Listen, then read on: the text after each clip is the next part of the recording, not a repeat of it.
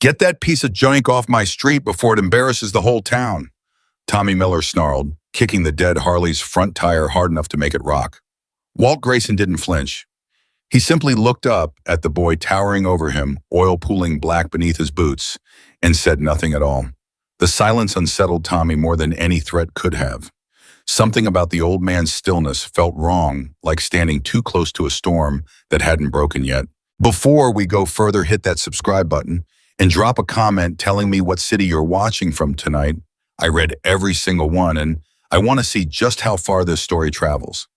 Now let's go back to where it all began. The engine died without warning. 1 second, Walt Grayson was rolling down Main Street at a lazy 25 miles an hour, the familiar rumble of his old Harley Davidson vibrating up through his boots like it had for the better part of 4 decades.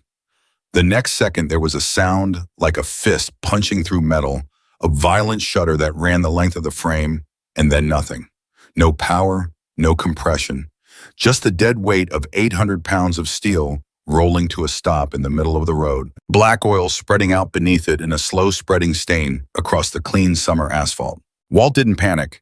He'd ridden long enough, buried enough brothers, survived enough close calls on the road that a dead engine in the middle of a sleepy little town like Oak Haven barely registered as an emergency. He eased the bike toward the curb using what momentum remained, muscled it the last few feet, with his own 2 hands feeling the familiar ache flare up in his knees, in his lower back. Old injuries, old debts. The body never stopped collecting on. He set the kickstand. He stepped back. He looked at the engine the way a man looks at an old friend who's just been diagnosed with something serious. Oak Haven was the kind of town where nothing happened. Manicured lawns, a courthouse square with a fountain nobody remembered the history of, a diner that served the same meatloaf special every Wednesday for 20 years running. It was the kind of place where a busted-down motorcycle in the middle of Main Street counted as the most interesting thing to happen all month, and within minutes, people began to notice. The first to arrive weren't officials. They were young men, 20-somethings with too much time and too little humility, spilling out of the auto shop across the street like the smell of trouble had personally invited them. At the front was Tommy Miller, 24 years old, wiping grease off his hands with a rag he clearly thought made him look more competent than he was. He had the kind of swagger that came from being the loudest voice in a small pond, never once questioned, never once humbled. "Well, would you look at this?" Tommy said loud enough for the gathering crowd to hear. Grandpa's chopper finally gave up the ghost. A ripple of laughter went through the small cluster of onlookers. Walt didn't turn to look at them. He crouched down beside the engine, running a weathered hand along the casing, feeling for heat, for vibration, for any sign of what had gone wrong. His hands were steady. They'd always been steady through worse than this. "Hey, old man, I'm talking to you." Tommy stepped closer, positioning himself so the small crowd had a clear view of his performance. "You want to move that piece of junk off the street, or should we call somebody to tow it to the scrapyard where it belongs?" Walt looked up then. His eyes were pale blue, tired but sharp-set deep in a face carved by 68 years of sun and wind and things he never talked about. He studied Tommy for a long moment, not with anger, not with fear, but with something closer to curiosity, like he was trying to remember what it had felt like to be that young, to think noise was the same thing as strength. "She'll move when I say she moves," Walt said quietly. His voice carried none of the heat that Tommy's did. It didn't need to. Tommy laughed, glancing back at his friends to make sure they were watching. You're talking about that piece of scrap metal like it's got feelings." He kicked the front tire hard enough that the whole bike rocked on its stand.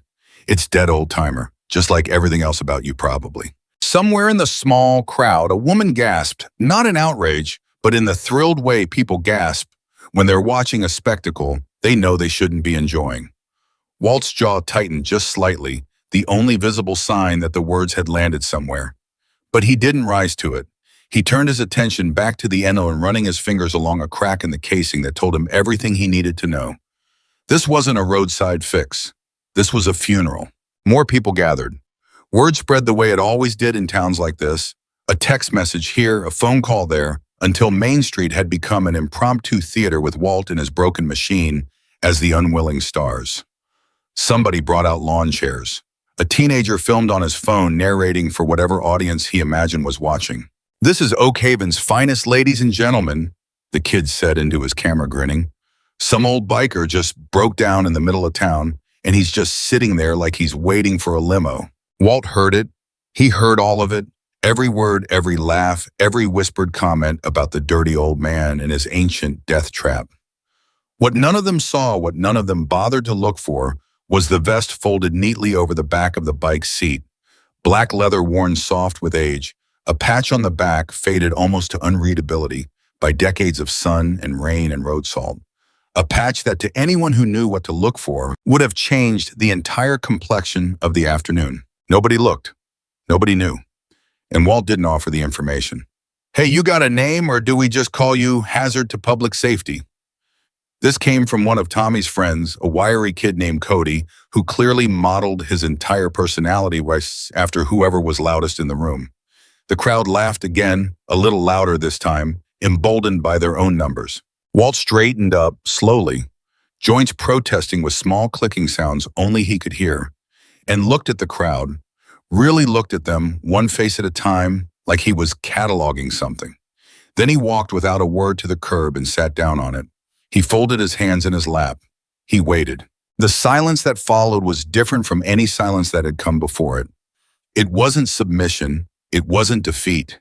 It was the stillness of a man who had decided something, though nobody watching understood what. What, you just gonna sit there? Tommy pressed, unable to let it go now that he'd tasted the crowd's approval. This ain't a campsite, old man. This is Main Street. You're blocking traffic. There's no traffic, Walt said, simply gesturing at the empty road behind the small crowd. There's just you. For a moment, just a flicker, something crossed Tommy's face. Not quite doubt, not quite discomfort, but close to both. He covered it quickly with another laugh, turning back to his audience, milking the moment for whatever social currency it was worth. Hear that he's got jokes. Guess that's all he's got left. More laughter. More phones raised to record. Somewhere in the crowd, a mother pulled her young son closer, as if Walt's mere presence on the curb constituted some kind of danger. The boy stared at Walt with wide, curious eyes, the only person in the entire gathering who seemed to be looking at him rather than through him. It was nearly 20 minutes before the patrol car rolled up, lights off, moving, with the unhurried pace of a man who'd already decided this wasn't worth urgency. Sheriff Boyd Garrison stepped out, 45 years old, the kind of tired that didn't come from one bad day, but from thousands of small, thankless ones stacked on top of each other.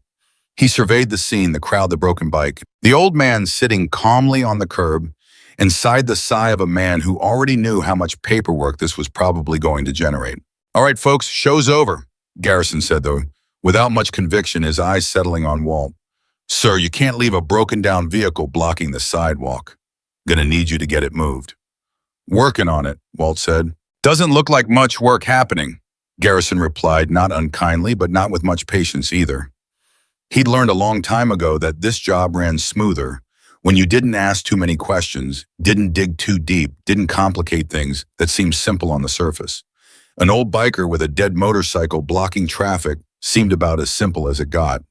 She's not going anywhere under her own power, Walt said. Engine seized. I know that much just from listening to her die. So call a tow truck. Already made a call, Walt said, and something in the way he said it, quiet, certain, almost amused, made Garrison pause for half a second before shrugging it off. Fine, but you can't sit here indefinitely. This is a public sidewalk. I'm aware, Walt said. I'll be gone before dark. Tommy, emboldened by the sheriff's presence, decided this was the moment to press his advantage further. Sheriff, you gonna let him just squat here? He's probably homeless. Probably doesn't even own that piece of junk. Garrison's eyes flicked toward Tommy with a flash of irritation. Not because he disagreed necessarily, but because he didn't appreciate being told how to do his job by a 24-year-old mechanic with an attitude problem. Still, he didn't correct him either. He just gave Walt one more measuring look and said, "Get it handled," before climbing back into his cruiser and pulling away, leaving the crowd to its entertainment. The mockery didn't stop. If anything, the sheriff's indifference seemed to give it official permission to continue. Someone threw out a comment about Walt smelling like a dive bar. Someone else speculated loudly about whether he'd stolen the bike. Tommy, riding the high of an audience that clearly adored him, began circling the motorcycle like a lawyer building a closing argument. You know what I think, Tommy said, addressing the crowd more than Walt now. I think this whole biker thing is a costume. I think Grandpa here watched one too many movies and decided he wanted to play dress up. Real bikers don't break down in the middle of Main Street looking like they're about to keel over. Walt's eyes lifted to meet Tommy's, and for just a heartbeat, something shifted in them, not anger exactly, but a kind of weary recognition. The recognition of a man who had heard every version of this insult before in every decade of his life, from every kind of person who mistook silence for weakness. He'd buried men who'd made that same mistake about him once. He'd buried men who never got the chance to learn better. "You don't know a thing about what I am, Walt said, and though his voice never rose above a conversational tone, something in it made the nearest onlookers go quiet. "Enlighten me then," Tommy shot back, grinning, playing to the crowd. "What are you? Some kind of legend, some kind of tough guy who's just biding his time before he shows us all up." He laughed at his own joke, and a few others laughed with him, though the laughter had thinned slightly, uncertain now, picking up on something in the air that hadn't been there before. Walt didn't answer. He simply reached over, unfolded the leather vest resting on the seat of his dead bike, and draped it over his own shoulders, working his arms into it with the careful, practiced movements of a man putting on something sacred. The patch on the back, faded, weathered, but unmistakable to anyone who knew, caught what remained of the afternoon light. For most of the crowd, it meant nothing, just an old jacket on an old man. But for a handful of the older residents standing at the edges of the gathering, people who'd lived long enough, traveled far enough to have crossed paths with the wider world beyond Oak Haven's quiet borders, a flicker of unease passed across their faces. One elderly man, near the back of the crowd, went very still, his eyes narrowing as he read the faded lettering, and then without a word he quietly stepped back, melting away from the group entirely. Nobody else noticed him leave. Tommy certainly didn't. He was too busy enjoying himself, too drunk on the attention of an audience that had never once turned against him, to notice the small, telling exit happening at the periphery of his triumph. "Y'all seeing this?" Tommy called out, pointing at the vest. "Now he's cosplaying too. What is this, Halloween?" Walt stood up from the curb. Slowly, deliberately, every motion measured, every joint complaining but obeying. He walked to the motorcycle, ran his hand once more along the ruined engine, and then without another word to Tommy or the crowd or anyone else, he turned and walked toward the narrow alley between the hardware store and the old bank building, disappearing into the shade. "Where you going, old man? Running away?" Tommy called after him. But Walt didn't answer, didn't turn around, didn't give him the satisfaction of a reaction. In the alley away from the eyes of the crowd, Walt reached into the inner pocket of his vest and pulled out an old flip phone, its casing scratched and worn from decades of use. His fingers, steady despite everything, dialed a number he'd known by heart for longer than most of the people back on Main Street had been alive. He raised the phone to his ear and waited, listening to it ring once, twice, 3 times. "Yeah," a gravelly voice answered on the other end. Walt closed his eyes for a moment before speaking. When he did, his voice was different than it had been all afternoon, quieter but somehow heavier, carrying the weight of history in just a handful of words. "I'm stranded," Walt said. "Oak Haven. Engine's dead." There was a long pause on the other end of the line, a pause that stretched just long enough to feel significant, long enough that Walt could practically hear the gears turning, on the other end memories, surfacing, calculations being made. "Oak Haven," the voice repeated, flat and cold. "You sure about that?" "I'm sure," Walt said. Another pause. And then the voice, colder now, harder, carrying an authority that made even the empty alley feel smaller, spoke 4 words that would change everything. "Stay there, don't move." The line went dead. Walt slid the phone back into his vest pocket and stood there for a moment in the shade, breathing slowly, feeling something settle in his chest that hadn't been there a moment before. Not fear, not relief exactly. Something closer to inevitability, the particular calm of a man who has just set something in motion that cannot be stopped, only witnessed. When he walked back out onto Main Street, the crowd had grown larger, but the sun was beginning its slow descent, throwing long shadows across the pavement, and the mockery had shifted into something more restless, more bored, the way cruelty often does when it isn't fed fresh material. Tommy was leaning against Walt's dead motorcycle now, arms crossed, clearly enjoying the fact that he'd claimed it as his personal stage. "Look who's back," Tommy said. "Thought maybe you finally came to your senses and left town on foot." Walt walked past him without a word, retook his seat on the curb, and folded his hands in his lap once more. Waiting. You know, my uncle used to ride with a club, Tommy said, apparently deciding that if Walt wouldn't engage verbally, he'd fill the silence himself. Real outfit, not some geriatric social club like whatever you're pretending to be part of. He gestured at the faded patch on Walt's vest. That thing's probably a costume shop reject. An older woman standing near the edge of the crowd, silver-haired, sharp-eyed, the kind of woman who'd clearly seen more of life than most of the people gathered there, spoke up for the first time. Tommy, maybe you ought to leave the man be. Why, he's not doing anything, just proving my point. Tommy shrugged theatrically, playing to whatever remained of his audience. This whole thing's a joke. The woman's eyes lingered on Walt's vest a moment longer, something thoughtful crossing her weathered face before she turned and walked away, shaking her head slightly, muttering something under her breath that nobody else caught. Time passed strangely after that. The crowd thinned as the entertainment value wore off the way crowds always do when nothing dramatic happens to sustain their interest. A few stragglers remained Tommy and his friends, a scattering of curious onlookers, the teenagers still occasionally filming for an audience that was surely losing interest online just as quickly as the one on Main Street was losing interest in person. The sun sank lower. The heat of the day began to break, replaced by the softer gold of early evening. And that was when Walt felt it, a subtle change in the air, a vibration so faint it might have been mistaken for imagination. He didn't react outwardly.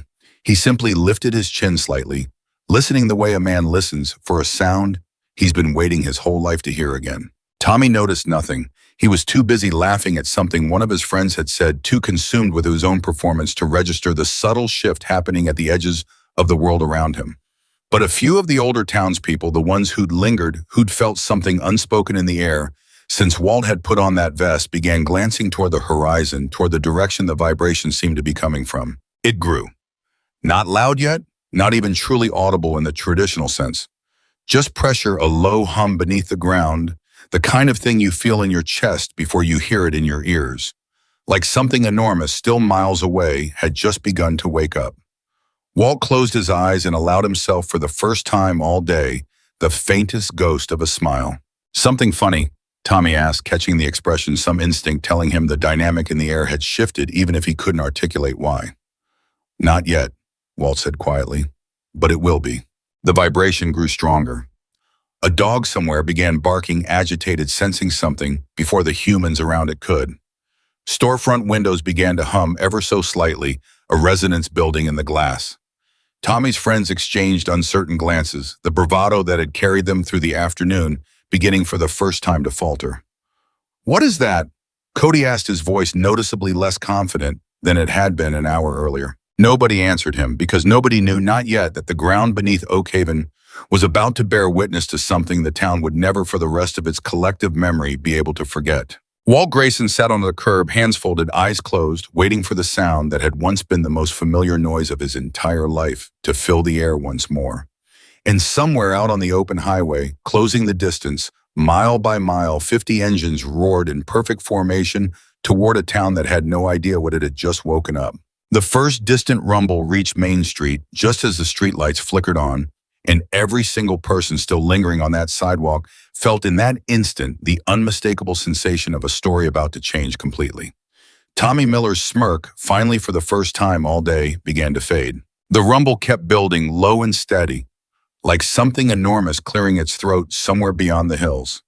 Tommy Miller stood frozen for half a second, his smirk caught halfway between mockery and confusion, before he shook it off and forced a laugh that came out thinner than he intended.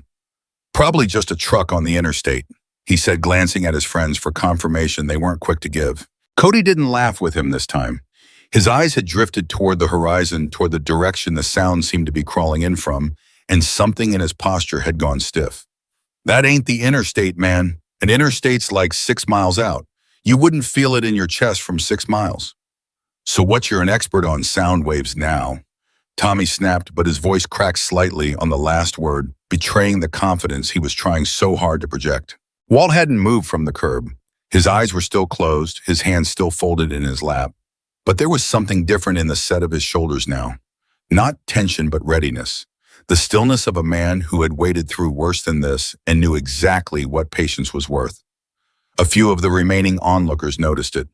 The old woman with the silver hair, the one who had told Tommy to leave him be, had stopped near the corner of the hardware store. watching Walt with an expression that had shifted from curiosity into something closer to recognition. "Y'all feel that?" she asked no one in particular, though her voice carried across the thinning crowd. "That's not one engine, that's a lot of engines." The words landed like a stone dropped into still water, rippling outward through the handful of people still lingering on Main Street. A man near the diner lowered his coffee cup, slowly tilting his head, listening. A teenager stopped filming, for a moment lowering his phone, his earlier bravado replaced by something more uncertain. "Sheriff ought to come back," someone muttered. Tommy rolled his eyes, though the gesture lacked its earlier conviction. "It's nothing. Probably a construction crew or something out on the highway." He turned back toward Walt, trying to reclaim the momentum he could feel slipping away from him with every passing second. "Anyway, you gonna tell us who you call back there in the alley, old man? Your biker buddy's coming to save you." He laughed, but it sounded forced now, brittle at the edges. Walt opened his eyes. He looked at Tommy with the same patient, unhurried expression he'd worn all afternoon and said nothing. "Not gonna answer, huh?" Tommy pressed, stepping closer, apparently unwilling to let the silence stand now that it had started to unsettle him. "Come on, who you gonna call, huh, Ghostbusters?" He laughed again at his own joke, glancing around for support, but the crowd's energy had shifted, the mood curdling into something more watchful, more wary. "You should be quiet now," Walt said simply. "Excuse me." Tommy's face flushed. "You don't tell me what to do on my own street." "It's not your street," Walt said. "It's just the street you happen to be born on." A ripple of quiet laughter went through what remained of the crowd, not mocking Walt this time, but Tommy, in the shift in tone, was not lost on him. His jaw tightened. He opened his mouth to fire back something cutting, but before he could, the rumble beneath the ground intensified no longer, just a vibration, but something you could feel rattling up through the soles of your shoes. A storefront window across the street buzzed audibly, now the glass singing with a low resonance that made a woman inside the flower shop step out onto the sidewalk, wiping her hands on her apron, squinting toward the horizon. "That's not construction," she said. "That's motorcycles. A lot of them." The words hit the remaining crowd like a current. People who had been half listening, half distracted by their phones or their own conversations, suddenly went quiet, all attention turning toward the direction of the sound. Even Tommy's friends, who moments earlier had been laughing along with every insult thrown Walt's way, now stood with their arms crossed tighter, glancing at each other, with the particular nervousness of young men realizing they might have miscalculated something badly. "It's probably nothing," Tommy said again, though this time he said it mostly to himself. Walt stood up from the curb, slowly the way he did everything, but there was a new quality to the movement now. Not the tired unfolding of an old man's joints, but something closer to a soldier rising at the sound of reveille. He walked to his dead motorcycle, ran his palm once more across the seat, and then turned to face the direction the sound was coming from, his silhouette outlined against the deepening orange of the setting sun. "You might want to step back," Walt said, not looking at Tommy, not looking at anyone in particular. "All of you." "Step back from what?" Tommy demanded, though, even as he said it, his feet had already begun shifting, some animal instinct pulling him half a step away from Walt without his permission. Nobody answered him. The rumble had grown loud enough now that conversation was becoming difficult, loud enough that the earlier stillness of Oak Haven's evening had been replaced entirely by a kind of collective unspoken tension. Doors began opening along Main Street, the barber shop, the pharmacy, the little bakery that closed at 5 but whose owner had stayed late, doing inventory. People stepping outside to see what in the world was causing the ground itself to hum. Walt, the old woman with silver hair, had crossed the street now, standing a respectful distance from him, her sharp eyes studying his face with an intensity that suggested she was seeing something the rest of the town had missed entirely. "That patch on your vest, I know what that is." Walt turned to look at her, and for the first time all day, something like surprise flickered across his weathered features. "My husband rode," she said quietly. "Long time ago, before you were probably even patched in, I'd guess. He used to tell me stories about men like you. Men who didn't need to raise their voice because everybody around them already knew what they were capable of." "Your husband still ride?" Walt asked. "He passed 11 years ago," she said. "But I remember enough to know what's coming down that road right now isn't a construction crew." She glanced past him toward Tommy, whose face had gone noticeably paler in the last several minutes. And I'd say some folks around here are about to learn a very expensive lesson. Tommy overheard this, and something in the woman's tone, calm, matter-of-fact, utterly certain, cracked whatever remaining confidence he'd been clinging to. Lesson about what? He's just some old guy with a broken bike. What's the big deal? The big deal, the woman said, turning to face him fully now, is that you spent the last 2 hours humiliating a man in front of half this town without knowing a single thing about who he is. And in about 5 minutes, you're going to find out exactly what that mistake costs. The rumble had become a roar, now distinct. Individual engines beginning to separate out of the collective wall of sound, the unmistakable throated growl of Harley-Davidson motors approaching, in numbers too large to easily count. Main Street's remaining pedestrians had frozen entirely, some backing toward doorways, others simply standing transfixed, staring down the road toward the source of the sound like people watching a storm front roll in across open plains. "Sheriff," someone called out, though there was no response, no patrol car in sight. Boyd Garrison, wherever he was, had no idea what was about to descend on the town he'd left 20 minutes earlier, with barely a second thought. Tommy's friend Cody had gone completely silent. His earlier swagger evaporated entirely, replaced by the wide-eyed stillness of a young man realizing too late that he'd been laughing at something he fundamentally did not understand. "Tommy," he said quietly. "Tommy, man, I think we need to." "Need to what?" Tommy snapped, though his voice had lost every ounce of its earlier bravado. "It's just bikes. It's just a bunch of old guys on motorcycles. What are they going to do?" Nobody answered him. The first headlight appeared at the far end of Main Street, cutting through the deepening dusk like a blade. Then another, and another, until the entire road ahead was filled with a river of light chrome, catching the last rays of sunset and throwing it back in blinding scattered fragments. The sound was deafening now, a wall of thunder rolling toward the small crowd frozen on the sidewalk. Engines so numerous and so perfectly synchronized that the ground itself seemed to pulse in time with them. Walt stood perfectly still at the center of it all, watching the approaching lights with an expression the town had not seen on his face all day. Not patience, not weariness, but something that looked almost like homecoming. "Oh my God," someone whispered. The flower shop woman had backed fully into her doorway now, one hand pressed to her chest. The barber had stepped out onto the sidewalk, still holding his scissors, utterly forgetting the customer waiting inside.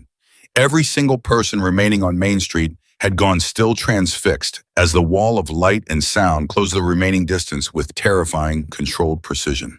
And then, cutting through the roar over the vibration rattling every window on the block, came a single sound that made Tommy Miller's blood run cold, the distinct rhythmic downshift of dozens of engines slowing in perfect unison, a formation preparing to stop not in chaos, but in absolute discipline. "Tommy." Cody's voice had dropped to barely a whisper. "Tommy, I think we made a mistake." Tommy didn't answer. He couldn't. His mouth had gone completely dry. His earlier confidence nowhere to be found, replaced by a slowly dawning, sickening realization that the old man he'd spent the entire afternoon humiliating in front of half the town had not in fact been powerless at all. He had simply been waiting. The first motorcycle rolled to a stop at the edge of Main Street, headlight cutting through the gathering dusk, engine idling with a low, patient growl. Behind it, one by one, dozens more fell into formation, filling the entire width of the road, chrome and leather and steel stretching back farther than anyone standing there could clearly see in the fading light. The noise, which had been deafening only moments before, dropped suddenly into something almost eerily quiet, idling engines, patient and controlled, waiting for a signal that had not yet come. Nobody on Main Street moved. Nobody spoke. Even the crickets, which had been singing their evening song only minutes earlier, seemed to have gone silent, as if the entire town itself was holding its breath. Walt hadn't turned around yet.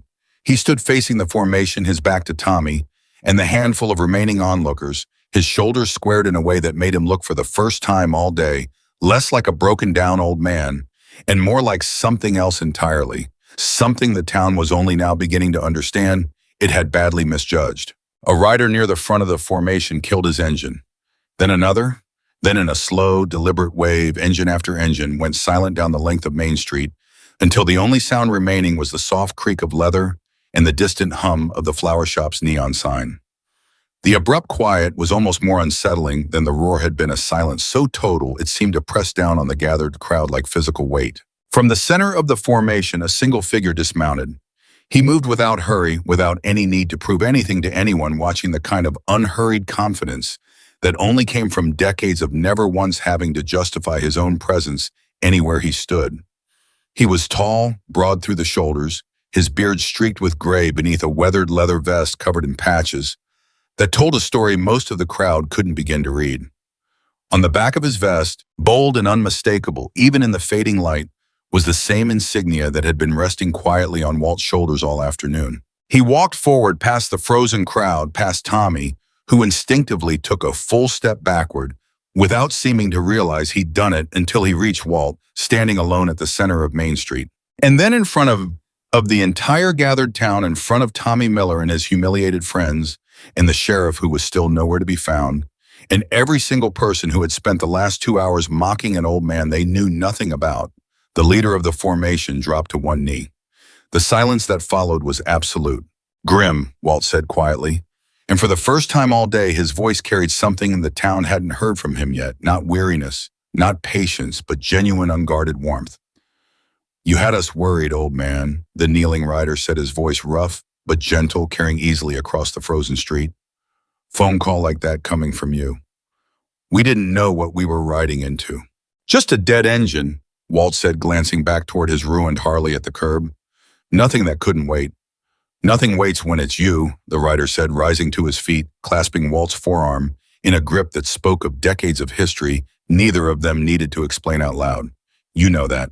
Behind them, the crowd remained frozen, the weight of what they were witnessing slowly sickeningly settling over each of them in turn.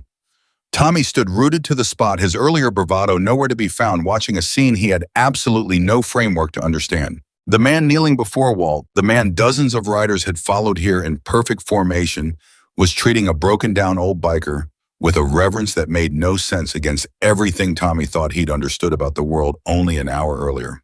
"Who?" Cody started to ask, his voice barely audible, before Tommy elbowed him hard to shut him up, though Tommy himself had no better answer to offer. The rider Grimwald had called him turned, then his eyes sweeping across the gathered crowd with the slow, deliberate attention of a man taking inventory. His gaze lingered on Tommy for a long moment, long enough that Tommy felt something cold settle in the pit of his stomach, something he couldn't quite name, but recognized instinctively as danger. "Somebody want to explain to me," Grim said, his voice carrying easily across the silent street, "why it took this man 20 minutes to get a tow and 2 hours to get an ounce of basic human respect." Nobody answered. The flower shop woman had stepped fully out onto the sidewalk, now watching with wide eyes. The barber still held his scissors, forgotten entirely. Even the teenager who'd been filming everything on his phone had lowered it, seemingly understanding at last that whatever he'd captured over the last 2 hours had just become something far more significant than he'd originally intended. "I asked a question," Grim said, and though his voice never rose, something in it carried enough weight that Tommy felt compelled to answer, his voice cracking as he did. We didn't know," Tommy stammered. All his earlier swagger evaporated completely, replaced by the stammering panic of a young man who had just realized far too late that he'd spent the afternoon mocking something he had absolutely no business mocking. "Didn't know what?" Grim pressed, taking a single step toward him. "Didn't know he rode with men who'd walk through fire for him. Didn't know that patch on his vest means something in places you've never been and never will go. Or didn't know that treating an old man like garbage says a whole lot more about you than it ever will about him." Tommy had no answer. His mouth opened, closed, opened again, but nothing came out. Beside him, Cody had gone completely pale, staring at the ground, clearly wishing he could disappear entirely from the scene unfolding around him. Walt, watching this exchange, finally spoke, his voice quiet but carrying enough authority to cut through the tension building on Main Street. "Grim." The rider turned toward him immediately, his posture shifting, the intensity in his expression softening slightly. "Yeah. Let it be for now," Walt said. "Boy's got some growing up to do. That's not something you fix with fear." Grim studied Walt for a long moment, then nodded slowly, though something in his expression suggested the matter was far from settled in his own mind. "Your call," he said. "You know I'll follow it. Don't mean I have to like it." "You don't have to like it," Walt agreed. "Just have to respect it." A ghost of a smile crossed Grim's face, then the first hint of warmth breaking through the tension of the moment. "Same old Walt," he murmured, shaking his head slightly. "Nearly 70 years old, broken down on the side of the road, and you're still the most patient man I ever met. Patience, Walt said, is the only thing that ever kept men like us alive long enough to get old. The words hung in the air heavier than they probably should have for such a simple statement, and something about them seemed to land differently on the gathered crowd, a reminder that whatever history existed between Walt and the men who had just rolled into Oakhaven in overwhelming formation, it was not a history built on the kind of reckless violence the town had probably imagined the moment they'd heard the engines approaching. It was something older, something deeper, something built on decades of loyalty most of the people watching couldn't begin to comprehend. Grim turned back toward the formation and raised a hand. Immediately, without a word being spoken, several riders dismounted and moved toward Walt's broken motorcycle at the curb, their movements careful, almost ceremonial, as they began to assess the damage. "Engine seized," one of them called out after a brief inspection. "Crank's probably cracked. This ain't a roadside job." "We'll load her up," Grim said. "Take her back to the shop. Marcus can look her over properly." He glanced back at Walt. "You're not riding tonight anyway. Not on that leg." Walt's expression flickered slightly, something almost like embarrassment crossing his weathered features. "Leg's fine. Leg's been giving you trouble since Sturgis 2 years back, and we both know it," Grim said, not unkindly, but with the easy familiarity of someone who'd earned the right to call Walt out without fear of consequence. "You're riding with me tonight, no arguments." For a moment, it looked like Walt might argue anyway, out of pure stubborn habit, but something in Grim's expression made him relent, a small tired nod, the only response he offered. The crowd watching this exchange seemed to be witnessing something they hadn't expected at all. Not the violent, chaotic confrontation they'd probably braced themselves for when 50 engines first began thundering into town, but something quieter, more human, threaded through with a kind of genuine care that didn't match anything they'd assumed about who these men were. The old woman with silver hair stepped forward, then addressing Grim directly, her voice steady, despite the tension still hanging thick in the evening air. "Excuse me," she said. "I don't mean to intrude, but my husband rode years back. Different charter, different state, but I recognize enough to know this isn't the kind of thing that happens for just anybody." Grim turned to her, his expression softening considerably as he took in her words. "No, ma'am, it isn't. Can I ask," she continued, "what makes Walt so important that 50 men would drop everything and ride however many miles to get here in under an hour?" Grim glanced at Walt as if seeking silent permission before answering, and Walt gave the smallest nod in response, clearly resigned to whatever was about to be said. "This man," Grim said, turning back to the woman, his voice carrying easily enough now that the entire remaining crowd could hear every word, "has been riding since before most people standing here were born. He patched in back when this club was still finding its feet, back when the roads were rougher and the stakes were a whole lot higher than anybody standing on this sidewalk could probably imagine." He paused, glancing toward Tommy, who stood frozen, listening with an expression somewhere between shame and dawning horror. "He's buried more brothers than most men will ever call friends in a lifetime. He's ridden through funerals, through hospital vigils, through years most of you would call history, but that he lived through personally. He built half the bikes in that formation behind me with his own 2 hands, taught half the men riding with me tonight everything they know about what it means to actually earn respect instead of demanding it."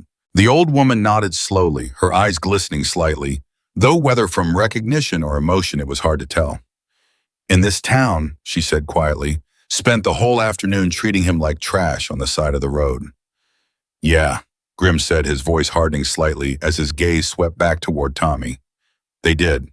Tommy flinched under the weight of that gaze, his earlier defiance completely gone, now replaced by something raw and unguarded, the look of a young man watching his entire understanding of the world crumble in real time.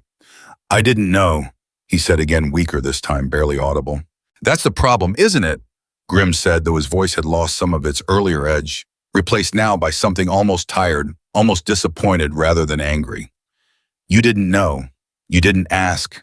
You didn't bother finding out a single thing about the man you spent 2 hours humiliating in front of half this town. You just saw an old guy with a broken bike and decided that made him worth less than you."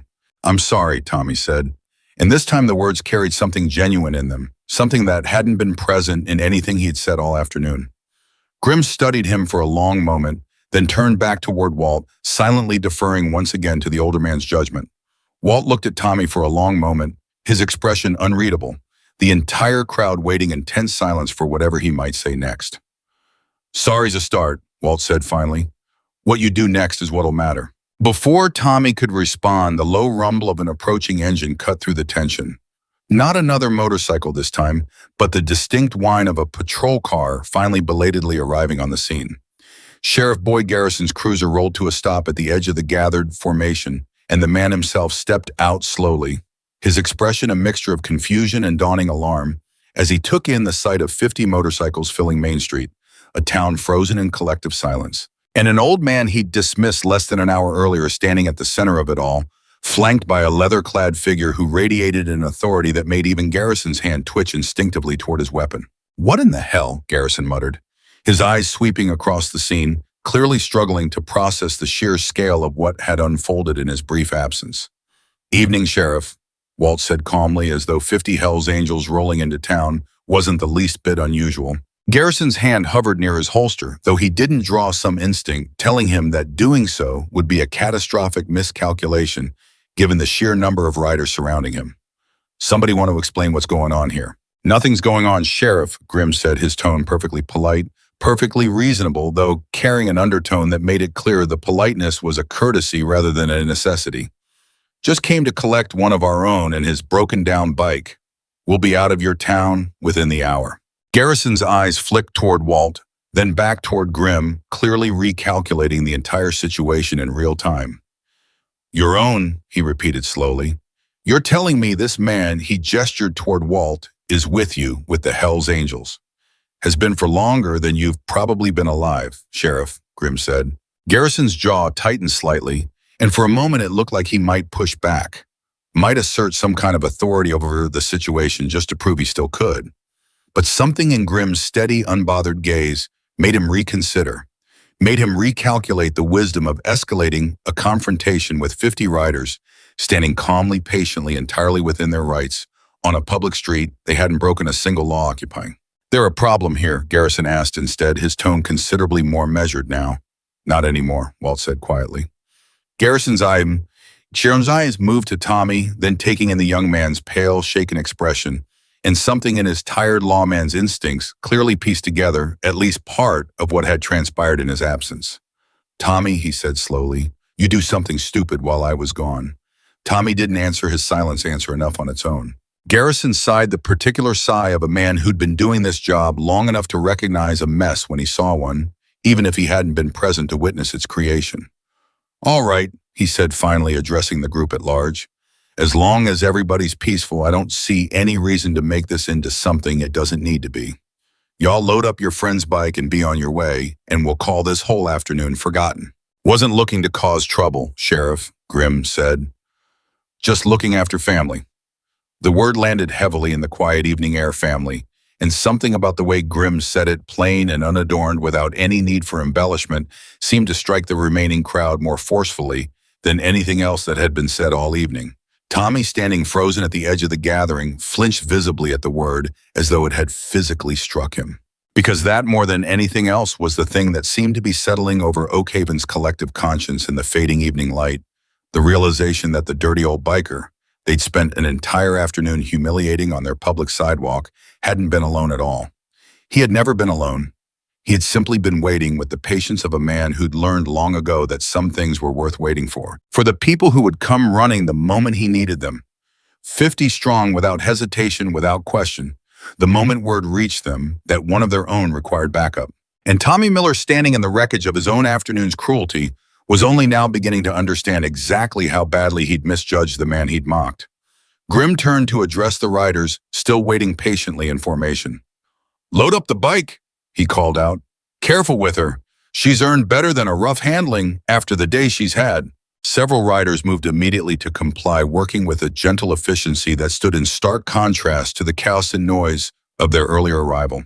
They lifted Walt's broken Harley with the kind of care usually reserved for something far more fragile than 800 pounds of dead steel, loading it carefully into the bed of a flatbed truck that had pulled up quietly at the rear of the formation, seemingly summoned by some unspoken signal none of the crowd had caught.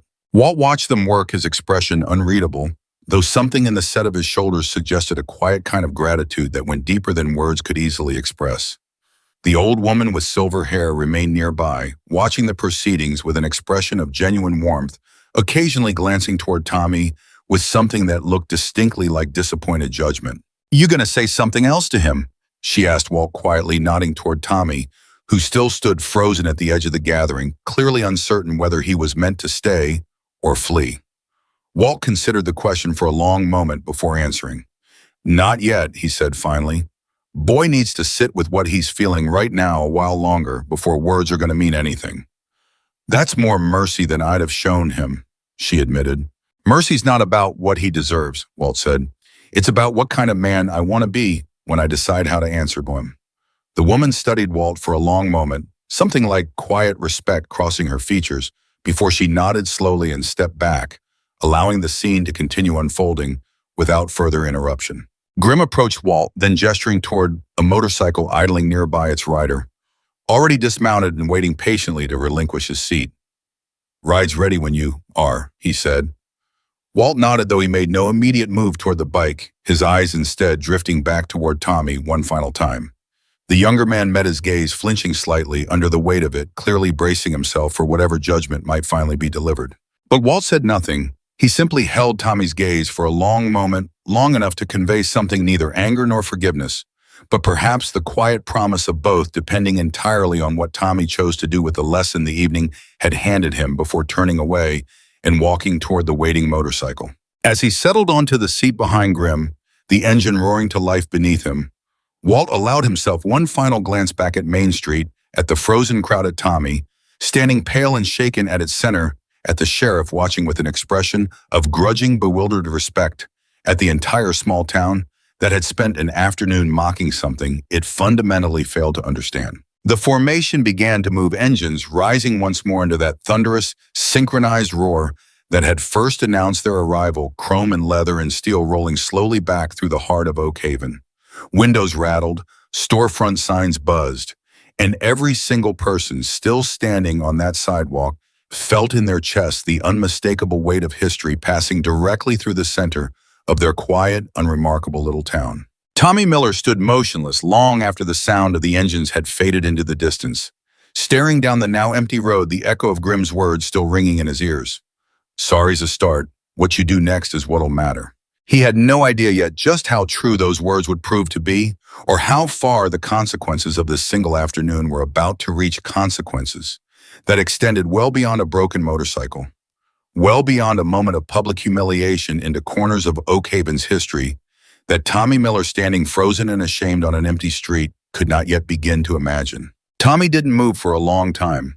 The streetlights had fully taken over from the dying sun, throwing pale yellow pools across the empty asphalt where 50 motorcycles had stood only minutes before. Cody finally broke the silence, his voice small in a way Tommy had never heard from him before. "We're going to be the joke of this whole county by tomorrow," Cody said. "You know that, right?" "Shut up," Tommy muttered, though there was no heat behind it anymore, just exhaustion. "I'm serious, man. You saw how that guy looked at you, Grimm or whatever his name was. That wasn't a look you walk away from clean." Cody rubbed the back of his neck, glancing nervously down the now empty road as if the formation might reappear out of nowhere. "My uncle told me stories about clubs like that. Said there's history there most people don't want to mess with."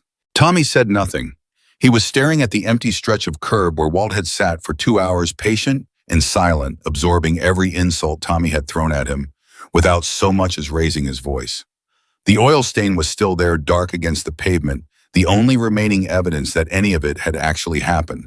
The sheriff's cruiser hadn't moved either. Boyd Garrison stood beside it, arms crossed, watching the empty road, with an expression that suggested he was doing some serious recalculating of his own. When he finally turned back toward the dwindling crowd, his eyes settled on Tommy with none of the casual dismissiveness he'd shown earlier in the day. "Miller," Garrison said. "My office, tomorrow morning, 8 sharp. "For what?" Tommy asked, though his voice lacked any real fight. "Because I got a feeling this isn't over," Garrison said. "And I'd rather hear your version of events before it gets twisted into something worse by whoever's already filming this and putting it online." He nodded toward the teenager who'd spent the afternoon recording everything, now standing quietly at the edge of the sidewalk, phone still in hand, looking distinctly uncomfortable, with the attention suddenly being drawn to him. "You filmed all that?" Garrison asked him. The kid nodded slowly. "Most of it, yeah." "Don't post it," Garrison said. "Not yet." "Little late for that sheriff," the kid admitted, wincing. "Went up about 40 minutes ago. It's already got a few thousand views." The words landed on Tommy like a physical blow. His face drained of what little color remained in it. A few thousand, he started but couldn't finish the sentence, the reality of what that meant crashing over him in a way that the actual confrontation somehow hadn't managed to. "It's the internet, man," the kid said, shrugging helplessly. "Once it's up, it's up." Garrison shook his head slowly, muttering something under his breath that sounded distinctly like a curse before climbing back into his cruiser, without another word, leaving Tommy and Cody standing alone on the darkening street, the weight of the day settling over both of them like a physical thing. By the time Tommy got home that night, his phone had already begun buzzing with notifications, messages from people he hadn't talked to in years, comments tagging him in the video, a slow-building storm of public attention that felt less like consequence and more like a verdict being delivered in real time by an audience he'd never asked to judge him.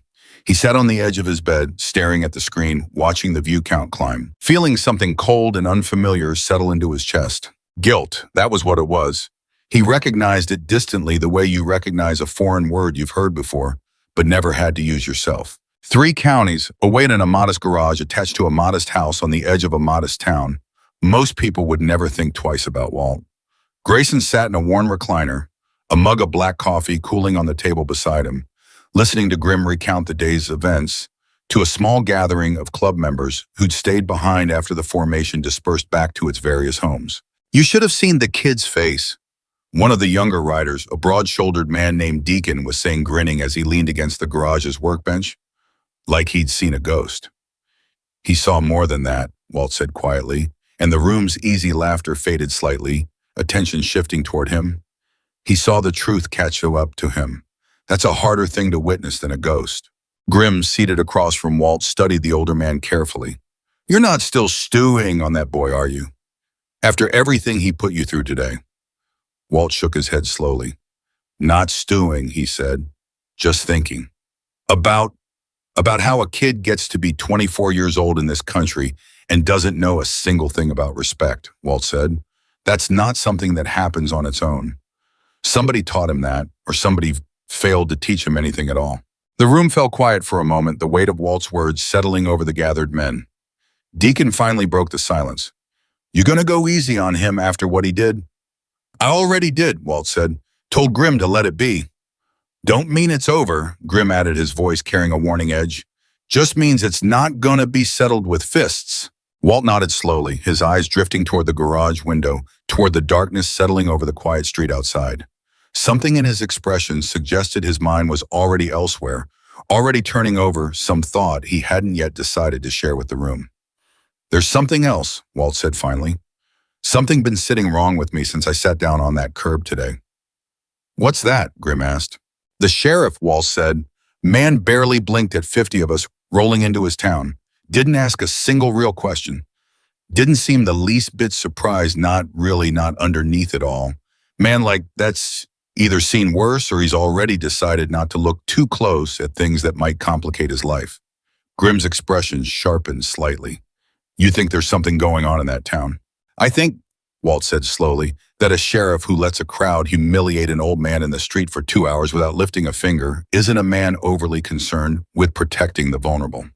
And I've learned over the years that towns run by men like that usually got more wrong with them than just bad manners." The room absorbed this in silence, the earlier easy camaraderie replaced by something more focused, more serious. Deacon straightened up from where he'd been leaning against the workbench.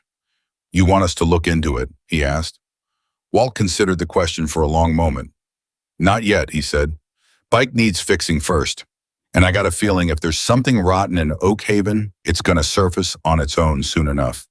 Towns like that don't stay quiet forever." He had no idea in that moment exactly how right he would turn out to be.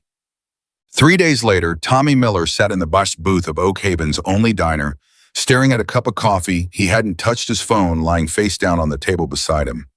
The video had passed 30,000 views.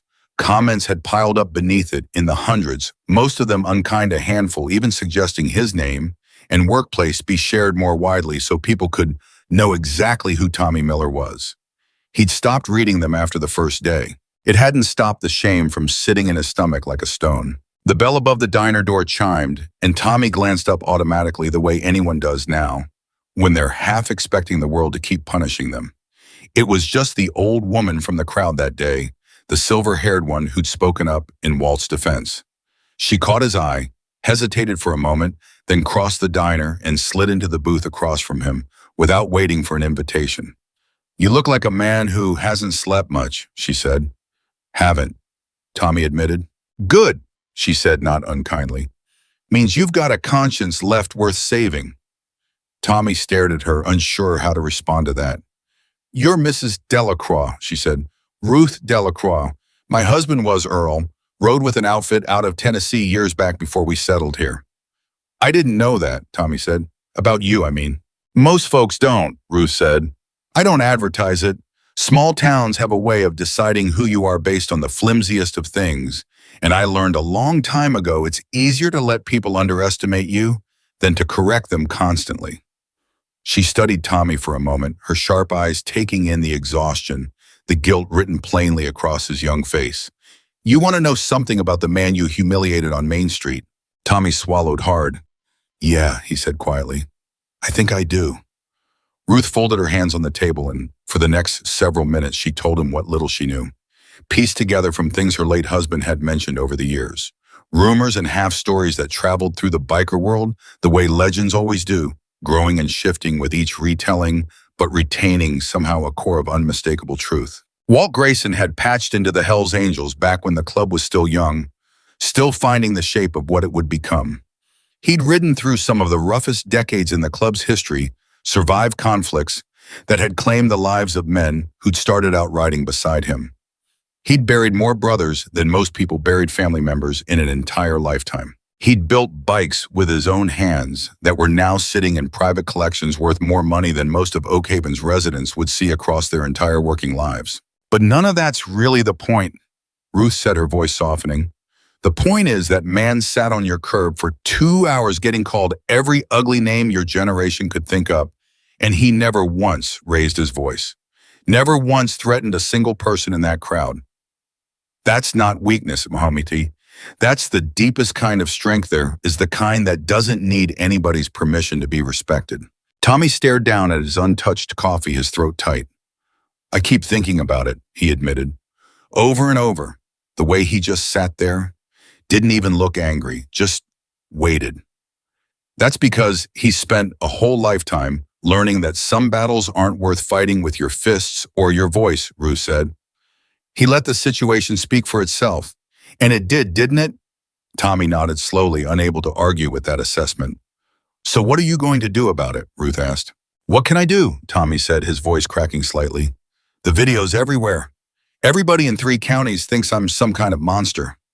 I can't exactly fix that." "No," Ruth agreed. "You can't fix the video. But that's not the same thing as fixing yourself." She reached across the table, patting his hand once briefly, the gesture carrying more warmth than Tommy felt he deserved. "The measure of a man isn't the mistake he makes, it's what he does the day after." She rose from the booth, then leaving Tommy alone with his cooling coffee and a growing resolve he hadn't quite articulated yet, even to himself. The garage where Walt's motorcycle now sat in pieces belonged to a man named Marcus Webb, a stocky mechanic in his 50s whose hands bore the permanent black stains of 40 years spent working on engines. He'd been examining the wreckage for the better part of 2 days, and when Walt finally came by to check on the progress, Marcus's expression told him everything all before a single word was spoken. "It's not good, is it?" Walt said, more statement than question. "Crank's cracked clean through," Marcus confirmed, wiping his hands on a rag as he stepped back from the disassembled engine spread across his workbench. "Whole bottom end shot. You're not looking at a repair here, Walt. You're looking at a rebuild, and even that's optimistic given how old some of these parts are." Walt nodded slowly, running a hand along the frame of the bike, feeling the familiar contours beneath his palm, even in its current dismantled state. "How long?" "Weeks if I can source the parts quick," Marcus said. Months if I can't. Some of this stuff isn't exactly sitting on shelves anymore. Walt absorbed this information with the same patient stillness he'd shown throughout the entire ordeal on Main Street, though something in his eyes suggested the news weighed on him more than his outward calm let on. This bike had carried him through more miles, more years, more of his own history than almost anything else he still possessed. Losing it even temporarily felt like losing a piece of himself. "Do what you can," Walt said finally. "No rush on my end, just do it right." Marcus nodded, understanding the weight behind the simple request. "I'll treat her like she's mine," he promised. As Walt turned to leave the garage, his phone, the same worn flip phone he'd used to make that fateful call from the alley 3 days earlier, buzzed in his vest pocket. He pulled it out, frowning slightly at the unfamiliar number displayed on the small screen before answering cautiously. "Yeah, Mr. Grayson." The voice on the other end was unfamiliar, young, slightly nervous. "My name's Tommy Miller, from Oak Haven."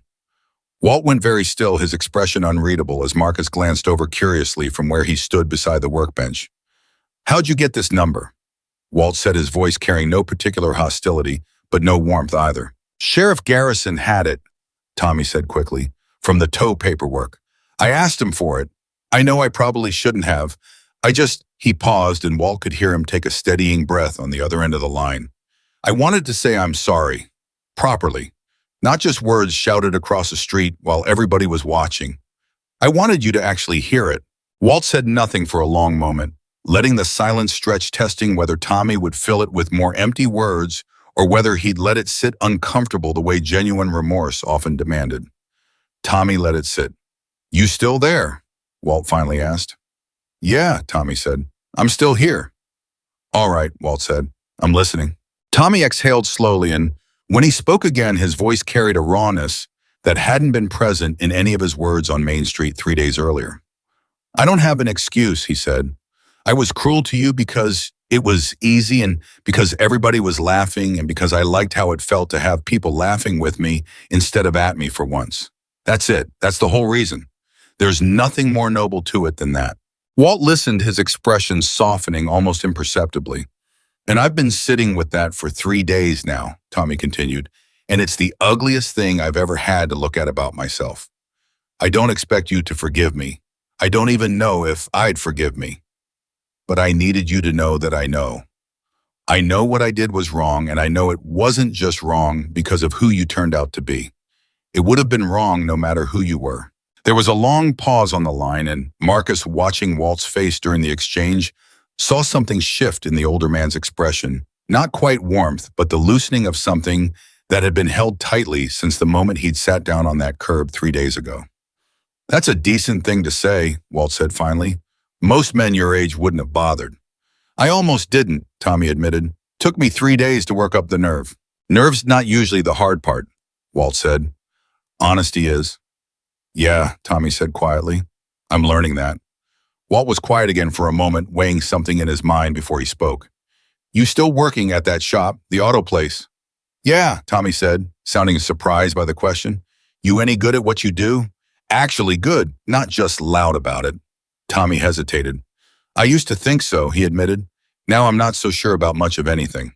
"Fair answer," Walt said. There was another pause, longer this time, before he continued. "My bike's getting rebuilt over at Webb's place. Gonna take weeks, maybe longer, depending on parts. Marcus here could probably use an extra set of hands if you're willing to actually earn something for once instead of just talking about it." Marcus, overhearing this, raised an eyebrow but said nothing, waiting to see where Walt was going with the offer. Tommy was silent for a long moment, clearly caught off guard. "You're offering me a chance to help fix your bike after everything I did." "I'm offering you a chance to show me who you actually are," Walt corrected. "Words are easy, son. Anybody can say sorry. Fewer men are willing to put in the work that sorry's supposed to represent." Tommy's voice, when he finally answered, carried something Walt hadn't heard from him yet. Not shame, not fear, but a fragile kind of hope. "I'd like that," he said. "I really would." "Marcus will call you with details," Walt said, glancing toward the mechanic, who nodded slowly, already recalculating his opinion of the young man on the other end of the line. "Don't make me regret this." "I won't," Tommy said. "I promise." Walt ended the call and slid the phone back into his vest pocket, letting out a slow breath as Marcus studied him with a curious expression. That's a hell of a second chance you just handed that kid, Marcus said. Everybody deserves one chance to prove they're more than their worst afternoon, Walt said. Don't mean I'm not watching close to see what he does with it. The call came in on a Tuesday morning, nearly 2 weeks after the incident on Main Street, and it came not to Walt but to Grimm, delivered through the careful roundabout channels the club used when something needed attention that hadn't yet risen to the level of a formal matter. "You seen this?" Deacon asked, sliding his phone across the garage table toward Grimm, who picked it up and squinted at the screen. It was a local news article, small time, the kind of story that barely registered beyond county lines, but the headline was enough to make Grimm's expression darken considerably as he read. "Oak Haven development deal draws scrutiny after elderly residents report pressure tactics." "What is this?" Grimm said, scrolling through the brief article, his frown deepening with each line. "Read further down," Deacon said, third paragraph. Grimm did, and what he found made something cold settle in his chest. A development company, Ashcroft Meridian Holdings, had been quietly buying up properties along the outskirts of Oak Haven for the better part of a year, targeting older longtime residents with offers that seemed generous on the surface, but came bundled with aggressive timelines and thinly veiled threats about eminent domain proceedings if owners didn't sign quickly. Several elderly residents had reported being visited repeatedly, pressured, made to feel that refusing to sell would only result in a worse outcome down the line. "Oak Haven," Grimm said slowly. "That's Walt's town, where all this started." "Yeah," Deacon said. "And look who's named as a local liaison for the development company working directly with the county on rezoning approvals." He pointed toward a name buried in the article's fourth paragraph, and Grimm felt his jaw tighten as he read it. "Sheriff Boyd Garrison has expressed support for the Ashcroft Meridian project, citing potential economic benefits for the region." "Well," Grimm said quietly, setting the phone down on the workbench, "looks like Walt's instincts about that sheriff weren't too far off the mark." "You gonna tell him?" Deacon asked. Grimm was quiet for a moment, considering the question carefully. "Not yet," he said finally. "Not until we know more. Walt doesn't need to go chasing shadows based on a half-written newspaper article. But I want eyes on this. Quiet ones. I want to know exactly what's happening in that town before we decide whether it's something that needs our attention." "And if it does?" Deacon asked. Grimm's expression hardened, something resolute settling into his features. "Then Oak Haven's about to learn a very different lesson than the one they got the first time we rolled through." It was Ruth Delacroix, in the end, who first connected the pieces that would blow the entire situation wide open, though she had no idea at the time just how significant her discovery would prove to be. She'd noticed the Ashcroft Meridian representatives around town for months, polite, well-dressed men and women who came knocking on doors along the quieter edges of Oak Haven, always smiling, always carrying folders full of paperwork, always talking about generous offers and limited-time windows. She hadn't thought much of it at first. Development happened. Towns changed. It was the way of things. But then her neighbor, Eleanor Whitfield, 83 years old and living alone in the house she'd raised 4 children in, had come to her in tears one evening, clutching a letter with the Ashcroft Meridian letterhead at the top, informing her that if she didn't accept their current offer within 30 days, the county would be initiating eminent domain proceedings to acquire the property for public infrastructure improvement purposes. "They can't do that, can they?" Eleanor had asked, her hands trembling as she held out the letter. "Ruth, this is my home. Frank and I built half of it ourselves. I can't just—" Ruth had taken the letter, read it carefully, and felt something in her chest go cold and hard with anger. She'd seen this kind of thing before decades earlier in a different town when a different development company had tried similar tactics against vulnerable homeowners who didn't have the resources or the knowledge to fight back. It hadn't ended well for the people targeted back then. She wasn't about to let it happen again on her own watch, in her own town, to a woman she'd known for 30 years. "Nobody's taking your home, Eleanor," Ruth said firmly. "Not while I've got breath left in me." She'd spent the following days making calls, digging through public records at the county courthouse, piecing together a picture that grew uglier with every new document she uncovered. Ashcroft Meridian wasn't simply developing available land. They were systematically targeting elderly homeowners across the county, applying pressure tactics that skirted the edges of legality. Backed, she was increasingly certain, by a sheriff's department that had been persuaded, through means she hadn't yet identified, to look the other way. And Sheriff Boyd Garrison's name kept appearing again and again in county meeting minutes and zoning approval documents, in correspondence between the development company and local officials that painted a picture of cooperation far too cozy to be entirely innocent. Ruth thought about Walt Grayson, about the quiet dignity he'd shown even while being humiliated on Main Street, about the reverence with which 50 riders had treated him when they arrived. She thought about what Grimm had said that day, just looking after family, and she made a decision. She picked up her phone and dialed the number Tommy had given her weeks earlier, the one for Marcus Webb's garage, hoping it might somehow lead her back to the man who'd unknowingly become the center of something far larger than a broken-down motorcycle on a summer afternoon. "I need to speak with Walt Grayson," she said when Marcus answered. "It's important. It's about Oak Haven, and I think it's about to become his kind of problem." Marcus, recognizing the seriousness in her voice, didn't hesitate. "Give me 20 minutes, he said. "I'll get him on the line." When Walt finally answered, his voice steady and calm, as always, Ruth wasted no time laying out everything she'd uncovered: the pressure tactics, the eminent domain threats, the suspicious cooperation between Ashcroft Meridian and Sheriff Garrison's office, the growing list of elderly residents caught in the crosshairs of a scheme that seemed designed specifically to exploit people too old, too tired, or too trusting to fight back effectively on their own. Walt listened without interrupting his expression, though Ruth couldn't see it growing increasingly grim with each new detail she shared. "You're certain about all this?" he asked when she finally finished. "I've got documents, Walt," Ruth said. "Public records, correspondence, timelines that don't add up unless you assume something crooked is happening behind the scenes. I've seen this pattern before. It doesn't end well for the people caught in it unless somebody with enough weight steps in to stop it." Walt was quiet for a long moment, and when he finally spoke, his voice carried a different quality than Ruth had heard from him before, not the patient stillness of a man waiting out an insult, but the focused intensity of a man who had just found something worth genuinely fighting for. "Send me everything you've got," Walt said. "Every document, every name, every date." And Ruth, "Yes. Tell Eleanor Whitfield she's not alone in this," Walt said. "Not anymore." He ended the call and sat in silence for a long moment in Marcus's garage, staring at the disassembled pieces of his motorcycle spread across the workbench, feeling the old familiar weight of purpose settling over him. The same weight he'd carried through decades of riding, decades of standing between vulnerable people and those who sought to exploit them, decades of proving again and again that the leather and chrome and thunder of an approaching formation meant something far deeper than the fear it inspired at first glance. He picked up his phone again and dialed a different number, this time one that connected him directly to Grimm. "We need to talk," Walt said when the line connected, "about Oak Haven, about Sheriff Garrison, and about a company called Ashcroft Meridian that's about to find out exactly what happens when it decides to prey on the wrong town." On the other end of the line, Grimm's voice carried a note of grim satisfaction, as though he'd been expecting this call for longer than Walt realized. "Already looking into it," he said. "Been waiting on you to give the word." "Consider it given," Walt said. And somewhere across the quiet expanse of 3 counties, the machinery that would soon bring Oak Haven's carefully hidden corruption crashing down into the light began quietly and irrevocably to turn. The documents arrived at Marcus's garage 2 days later, a thick envelope Ruth had personally driven over rather than trust to any digital channel she didn't fully understand.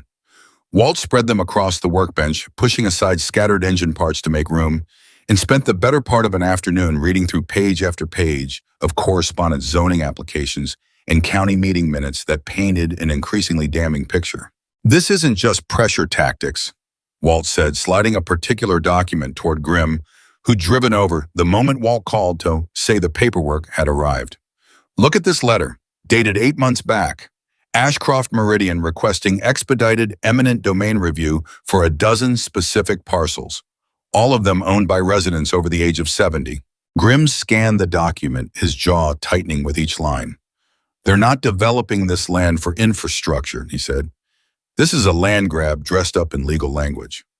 And Garrison signed off on every single one of these expedited requests," Walt said, tapping a stack of approval forms bearing the sheriff's official signature.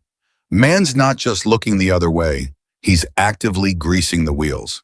Marcus, who'd been listening from across the garage while pretending to work on an unrelated carburetor, finally set down his tools and walked over. "You think he's getting paid?"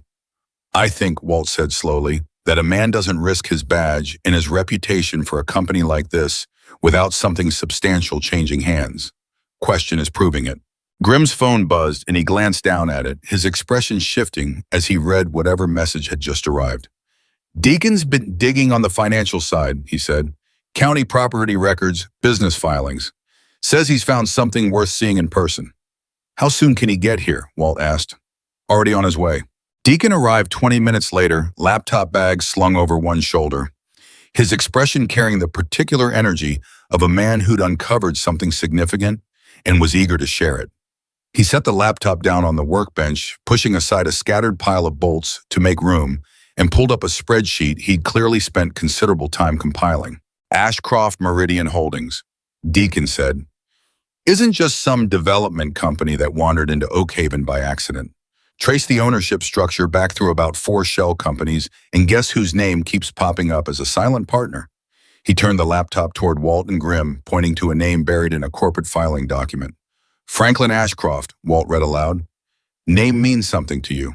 Not directly, Deacon said, but his business partner does. Man named Reginald Cole.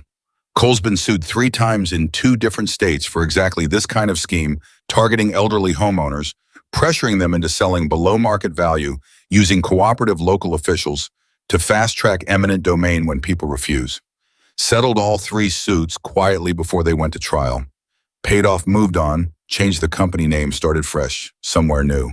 And now he's landed in Oakhaven, Walt said, his voice tightening. Now he's landed in Oakhaven, Deacon confirmed, with Sheriff Garrison as his local muscle smoothing the path. The room fell quiet for a moment, each man absorbing the full weight of what they were looking at. Not a simple case of small-town corruption, but a practiced, repeated pattern of exploitation that had already left a trail of victims across multiple states, always managing to evade real consequences by settling quietly and vanishing before the truth could fully surface. Eleanor Whitfield, Walt said finally. Ruth's neighbor, how much time does she have left before that 30-day window closes? Deacon checked the letter Ruth had included in the documents. 11 days, he said. 11 days, Walt repeated. And something hardened in his expression, the same quiet resolve that had carried him through decades of standing between vulnerable people and those who preyed on them. Not enough time to fight this through the courts properly. Lawyers' filings, all of that takes months most of these folks don't have. So what do we do? Deacon asked. Walt was quiet for a long moment, staring down at the scattered documents, at Eleanor Whitfield's name, printed alongside a dozen others facing the same impossible deadline. When he finally spoke, his voice carried the particular calm of a man who had already decided on a course of action and was simply working out the details. We don't fight this in a courtroom, Walt said. Not first, anyway. We fight it in the light. Companies like this survive because they operate in the dark, because they count on their victims being too scared, too isolated, too unsure of themselves to make noise. So we make noise, loud enough that hiding stops being an option. Grimm studied him carefully. You're talking about bringing the club into this publicly. I'm talking about making sure every single person in that county knows exactly what's happening to their neighbors, Walt said. And I'm talking about making sure Franklin Ashcroft and Reginald Cole understand that whatever quiet, comfortable exits they've managed in the past this time is going to look very different. The first thing Walt did was call Ruth back, laying out the plan carefully, making sure she understood exactly what would be asked of her and the other affected residents before anything moved forward. I need names, Walt said. Everybody who's been approached by Ashcroft Meridian, everybody who's gotten one of those letters. And I need them willing to speak on record about what's been happening to them. Some of them are scared, Walt, Ruth said. Eleanor's not the only one who's had these people show up at her door multiple times. A few of the others have gotten calls late at night. Nothing overtly threatening, but enough to make an old woman living alone feel unsafe. That fear ends now, Walt said. Tell them help is coming. Tell them they won't be facing this alone anymore. Ruth spent the following 2 days going door to door, quietly gathering names, listening to stories that made her blood boil further with each retelling. An 81-year-old veteran named Harold Voss, who'd been told his refusal to sell could result in the county condemning his property as a safety hazard, despite it being in perfectly sound condition. A widow named Constance Reyes, pressured into signing preliminary paperwork she hadn't fully understood, now desperately trying to find a way to void an agreement that felt more like a trap with every passing day. 6 households total, all elderly, all facing some version of the same coordinated pressure campaign. Meanwhile, Deacon continued digging, uncovering financial transfers between Ashcroft Meridian's parent company and an account linked through several careful layers of obfuscation to Sheriff Boyd Garrison's brother-in-law, a detail that once confirmed transformed the entire situation from a case of a sheriff simply looking the other way into something far more deliberate and far more prosecutable. He's not just cooperating. Deacon reported, laying out the financial trail for Walt and Grimm to review. He's being paid. $20,000 wired in 3 separate transfers over the past 6 months, routed through his brother-in-law's construction business as consulting fees. Consulting fees for what? Grimm asked. For nothing, Deacon said. There's no actual consulting work being performed. It's a laundering mechanism, plain and simple. Garrison's getting paid to make sure county law enforcement doesn't ask too many hard questions about how Ashcroft Meridian is acquiring these properties. Walt studied the documents laid out before him, feeling the full shape of the scheme finally coming into clear focus. This is enough to bring to the state attorney's office, he said. Real evidence, not just suspicion. It is, Grimm agreed, but state investigations take time, Walt. Weeks, months, sometimes longer, before anything actually moves. Eleanor Whitfield doesn't have that kind of time. Walt nodded slowly, already turning the problem over in his mind. Then we buy her time, he said, and the others. We make this too public, too loud, too well documented for Ashcroft Meridian to keep pushing while an investigation gets underway. Corner them into backing off, even if it's just temporarily, while the actual legal process catches up. How do you propose we do that? Deacon asked. Walt's expression settled into something resolute, the look of a man who'd spent decades learning exactly how to apply pressure without ever needing to raise a fist. We hold a town meeting, he said. Public, open. Every resident who's been targeted stands up and tells their story with documentation to back it in front of as many cameras and as many witnesses as we can gather. And we make sure Sheriff Garrison and every representative from Ashcroft Meridian is sitting right there in the room to hear every word. Grimm allowed himself a small, grim smile. You want to burn them down in public before the state ever gets involved. I want the truth exposed so completely that hiding from it becomes impossible, Walt said. Corruption survives in shadows, Grimm. It dies the moment enough light gets shined on it. Organizing the meeting took 4 days of careful, quiet work, securing the town hall, reaching out to a local news reporter Ruth trusted from years back, coordinating with each of the 6 affected families to make sure they felt supported and safe enough to speak publicly about what they'd endured. Walt insisted on one additional element that surprised even Grimm. I want Tommy there, Walt said. Tommy Miller. Grimm's eyebrows rose.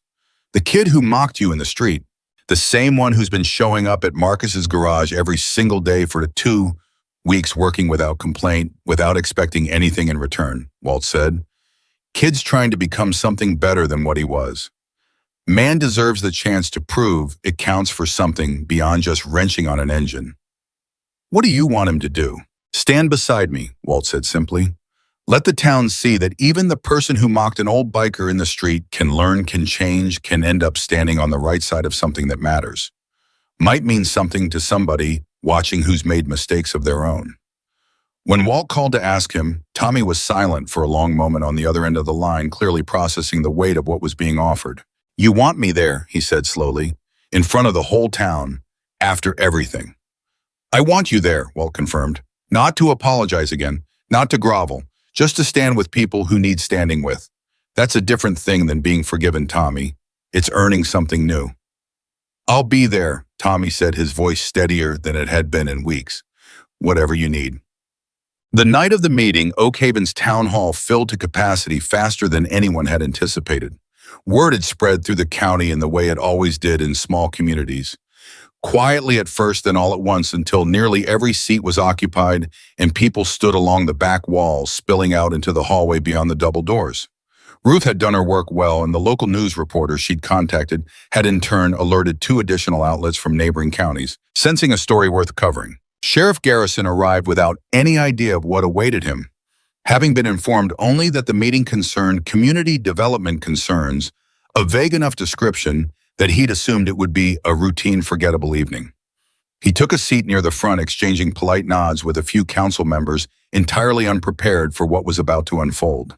Representatives from Ashcroft Meridian arrived shortly after two well-dressed men in tailored suits who looked distinctly out of place among the gathered crowd of Oak Haven residents, their expressions carrying the practiced condescending patience of people who assumed they were about to weather a minor public relations inconvenience before returning to business as usual.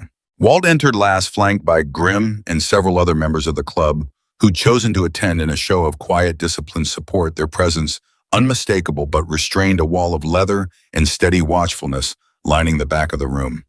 Tommy walked in beside Walt, visibly nervous but resolute, taking a seat near the front as instructed. Ruth Delacroix stood at the podium first, her voice steady despite the weight of the moment, and began laying out in careful, methodical detail exactly what had been happening across Oak Haven's quiet residential streets for the better part of a year. My neighbor Eleanor Whitfield is 83 years old. Ruth began, her voice carrying clearly across the packed hall. She's lived in her home for over 50 years, raised 4 children there, buried her husband there, and 11 days ago she received a letter informing her that if she didn't accept a lowball offer for her property, the county would move to seize it through eminent domain. A murmur rippled through the crowd, several people glancing toward the two Ashcroft Meridian representatives whose earlier composure had visibly begun to falter. She's not alone, Ruth continued. 5 other families in this town have received similar letters, similar pressure, similar threats, dressed up in legal language designed to make elderly homeowners feel like refusing to sell isn't actually an option. One by one, the affected residents stood and spoke. Harold Voss, describing the veiled threats about his property being condemned as a safety hazard. Constance Reyes, her voice trembling, as she described being pressured into signing paperwork she hadn't fully understood late at night by a representative who'd refused to leave until she complied. Each story built upon the last painting, an increasingly damning portrait of a coordinated campaign targeting the town's most vulnerable residents. Sheriff Garrison shifted uncomfortably in his seat as the testimonies mounted, his earlier composure cracking visibly as murmurs of anger began rippling through the crowd around him. Then Deacon stepped forward, laptop connected to the hall's projector, and began walking the room through the financial evidence he'd uncovered, the shell companies, the pattern of similar schemes in other states, and finally the damning trail of payments connecting Ashcroft Meridian to Sheriff Garrison's brother-in-law. $20,000, Deacon said, the figure displayed prominently on the screen behind him, paid to Sheriff Garrison through his brother-in-law's construction business, disguised as consulting fees for work that was never actually performed. The room erupted. Gasps, angry murmurs, several people rising from their seats, all eyes turning toward Garrison, whose face had gone pale, his hands gripping the edge of his chair as the full weight of public exposure crashed over him in real time. That's a lie, Garrison said, his voice cracking as he rose to his feet. You can't just throw around accusations like that without. The documentation is right here, Sheriff, Deacon said calmly, gesturing toward the screen. Bank records, transfer dates, all of it a matter of public record once anybody bothers to look. We're not throwing around accusations, we're presenting facts. Garrison's eyes swept the room, taking in the sea of angry, betrayed faces, his own constituents, people he'd sworn to protect, now looking at him with a mixture of disgust and disbelief. His gaze finally landed on Walt, standing quietly near the back of the hall, and something like recognition, cold and unwelcome, crossed his features. This is about that day, Garrison said, his voice rising, about the motorcycle thing. This is some kind of revenge. This isn't about revenge, Sheriff, Walt said, his voice cutting cleanly through the noise of the room, calm and unwavering, even as every eye turned toward him. This is about an 83-year-old woman who's terrified of losing the only home she's ever known because you decided a payoff was worth more than the badge you swore an oath to. The room fell utterly silent, the weight of Walt's words settling over the crowd like a physical thing. I don't care what history you think you've got with me, Walt continued. This isn't personal. It never was. This is about doing right by people who can't fight for themselves. Something you were supposed to be doing long before any of us ever rolled into this town. Garrison opened his mouth to respond, but no words came. His earlier bluster completely deflated under the combined weight of public exposure and the quiet, unshakable authority in Walt's voice. He sank back into his seat, his face a mask of humiliation and dawning panic. One of the Ashcroft Meridian representatives rose then, attempting to salvage what remained of the situation. This is all a gross mischaracterization, he began, his voice carrying the practiced smoothness of someone accustomed to talking his way out of difficult corners.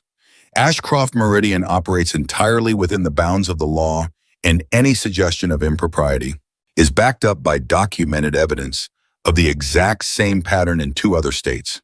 Deacon interrupted, pulling up another slide, this one detailing the 3 prior lawsuits Reginald Cole had quietly settled before they could reach trial. Different names, different shell companies, same playbook. Target elderly homeowners, pressure them with false threats, use a cooperative local official to fast-track the process, then vanish and rebrand the moment things get uncomfortable. The representative's composure cracked visibly, his earlier polish giving way to something closer to genuine alarm as he glanced toward his colleague, both men clearly realizing that whatever quiet resolution they'd hoped to negotiate was no longer remotely on the table. From the crowd, Eleanor Whitfield rose slowly, leaning heavily on a cane, her voice trembling but resolute as she addressed the room. "I've lived in this town my whole life," she said, "raised my children here, buried my husband here, and I was so scared these past weeks that I was going to lose it all to people who never once looked me in the eye and treated me like a person instead of an obstacle." Her eyes found Walt's across the crowded hall. "I want to thank whoever it was that decided an old woman's home was worth fighting for."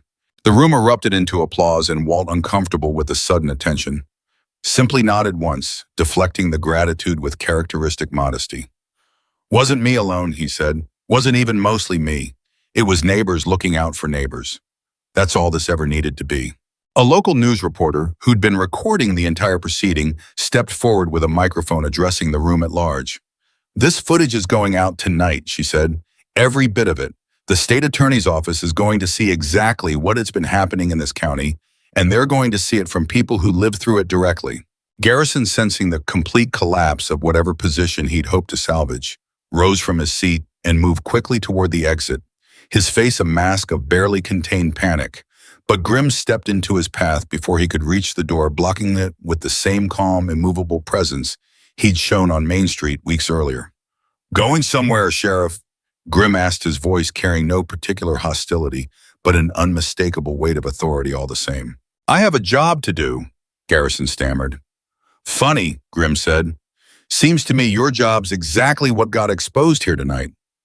Might want to stick around and hear the rest of what these good people have to say. Running now's just going to look like exactly what it is."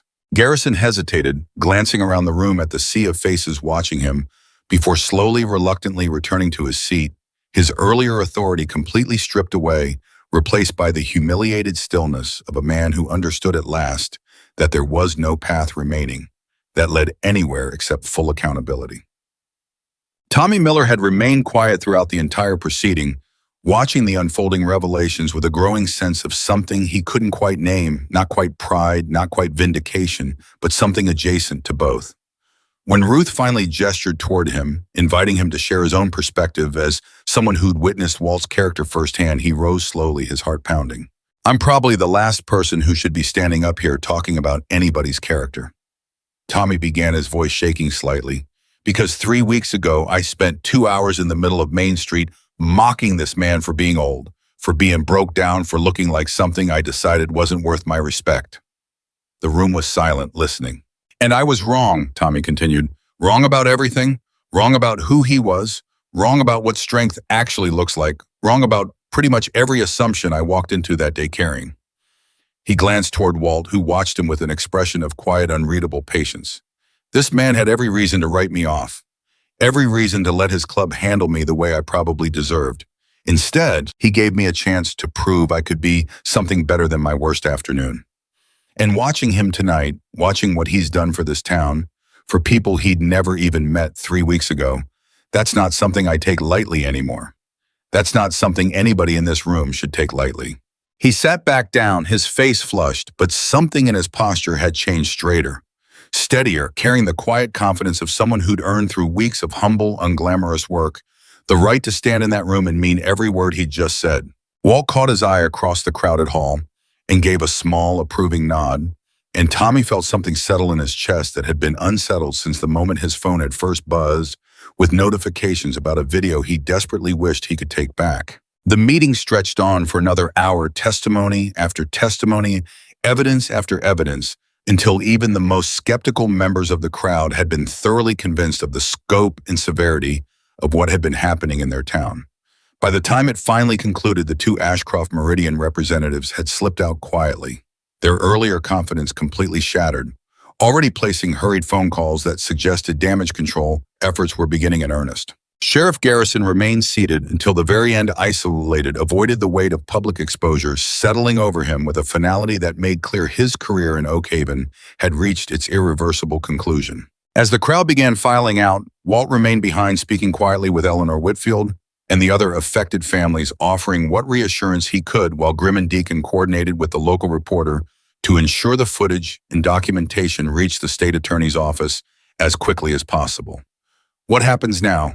Eleanor asked, her voice still carrying traces of the fear that had gripped her for weeks. "Now the state takes over," Walt said gently. "This kind of exposure, this much documented evidence in front of this many witnesses and cameras, it moves things fast. Faster than they'd like, I imagine. And the letter, the 30-day deadline. Won't matter," Walt said. "Company like this, facing the kind of scrutiny that's about to land on them, isn't going to have the stomach to keep pushing forward on a scheme this exposed. My guess is you'll get a formal notice within the week telling you the offer's been withdrawn entirely." Eleanor's eyes filled with tears, and she reached out, taking Walt's weathered hand in both of hers. "I don't know how to thank you," she said. "You didn't know me. Didn't owe me anything at all." "Didn't need to know you," Walt said gently. "Just needed to know somebody was trying to take something from you that wasn't theirs to take.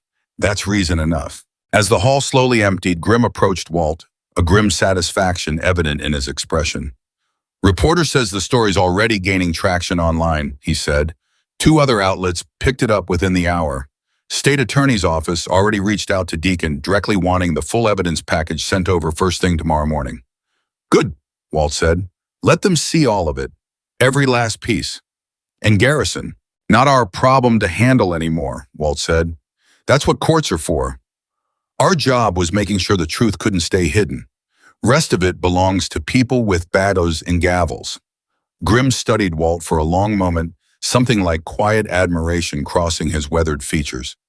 "You know, when you called us that day, stranded with a dead engine, none of us had any idea it was going to lead to something like this."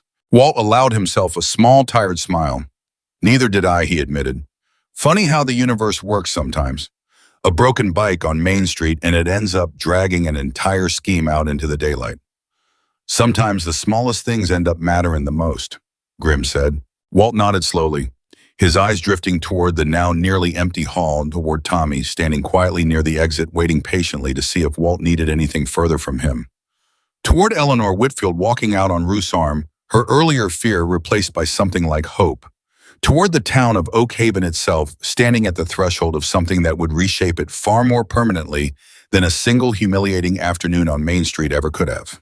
But even as the evening's victory settled over the room, Walt couldn't quite shake the feeling that this was only the beginning of something larger, that the state attorney's involvement would uncover threads reaching far beyond Oak Haven's borders, into other towns, other victims, other officials who'd sold their integrity for a fraction of what it was truly worth. He had no idea, standing in that quiet, emptying hall, just how far those threads were about to lead. The call from the state attorney's office came 6 days later, and it came not with the cautious hedging Walt had expected from government bureaucracy, but with an urgency that told him everything he needed to know about how far the corruption actually reached. "Mr. Grayson," the voice on the other end said, crisp and professional. "This is Assistant Attorney General Patricia Vance. I've reviewed the evidence package your associate submitted. I need you to understand something before we go any further." "I'm listening," Walt said. "What you uncovered in Oak Haven isn't isolated," Vance said. "It's a thread, and when we started pulling on it, 3 other counties came loose behind it." Walt went still, the weight of her words settling over him like a physical thing.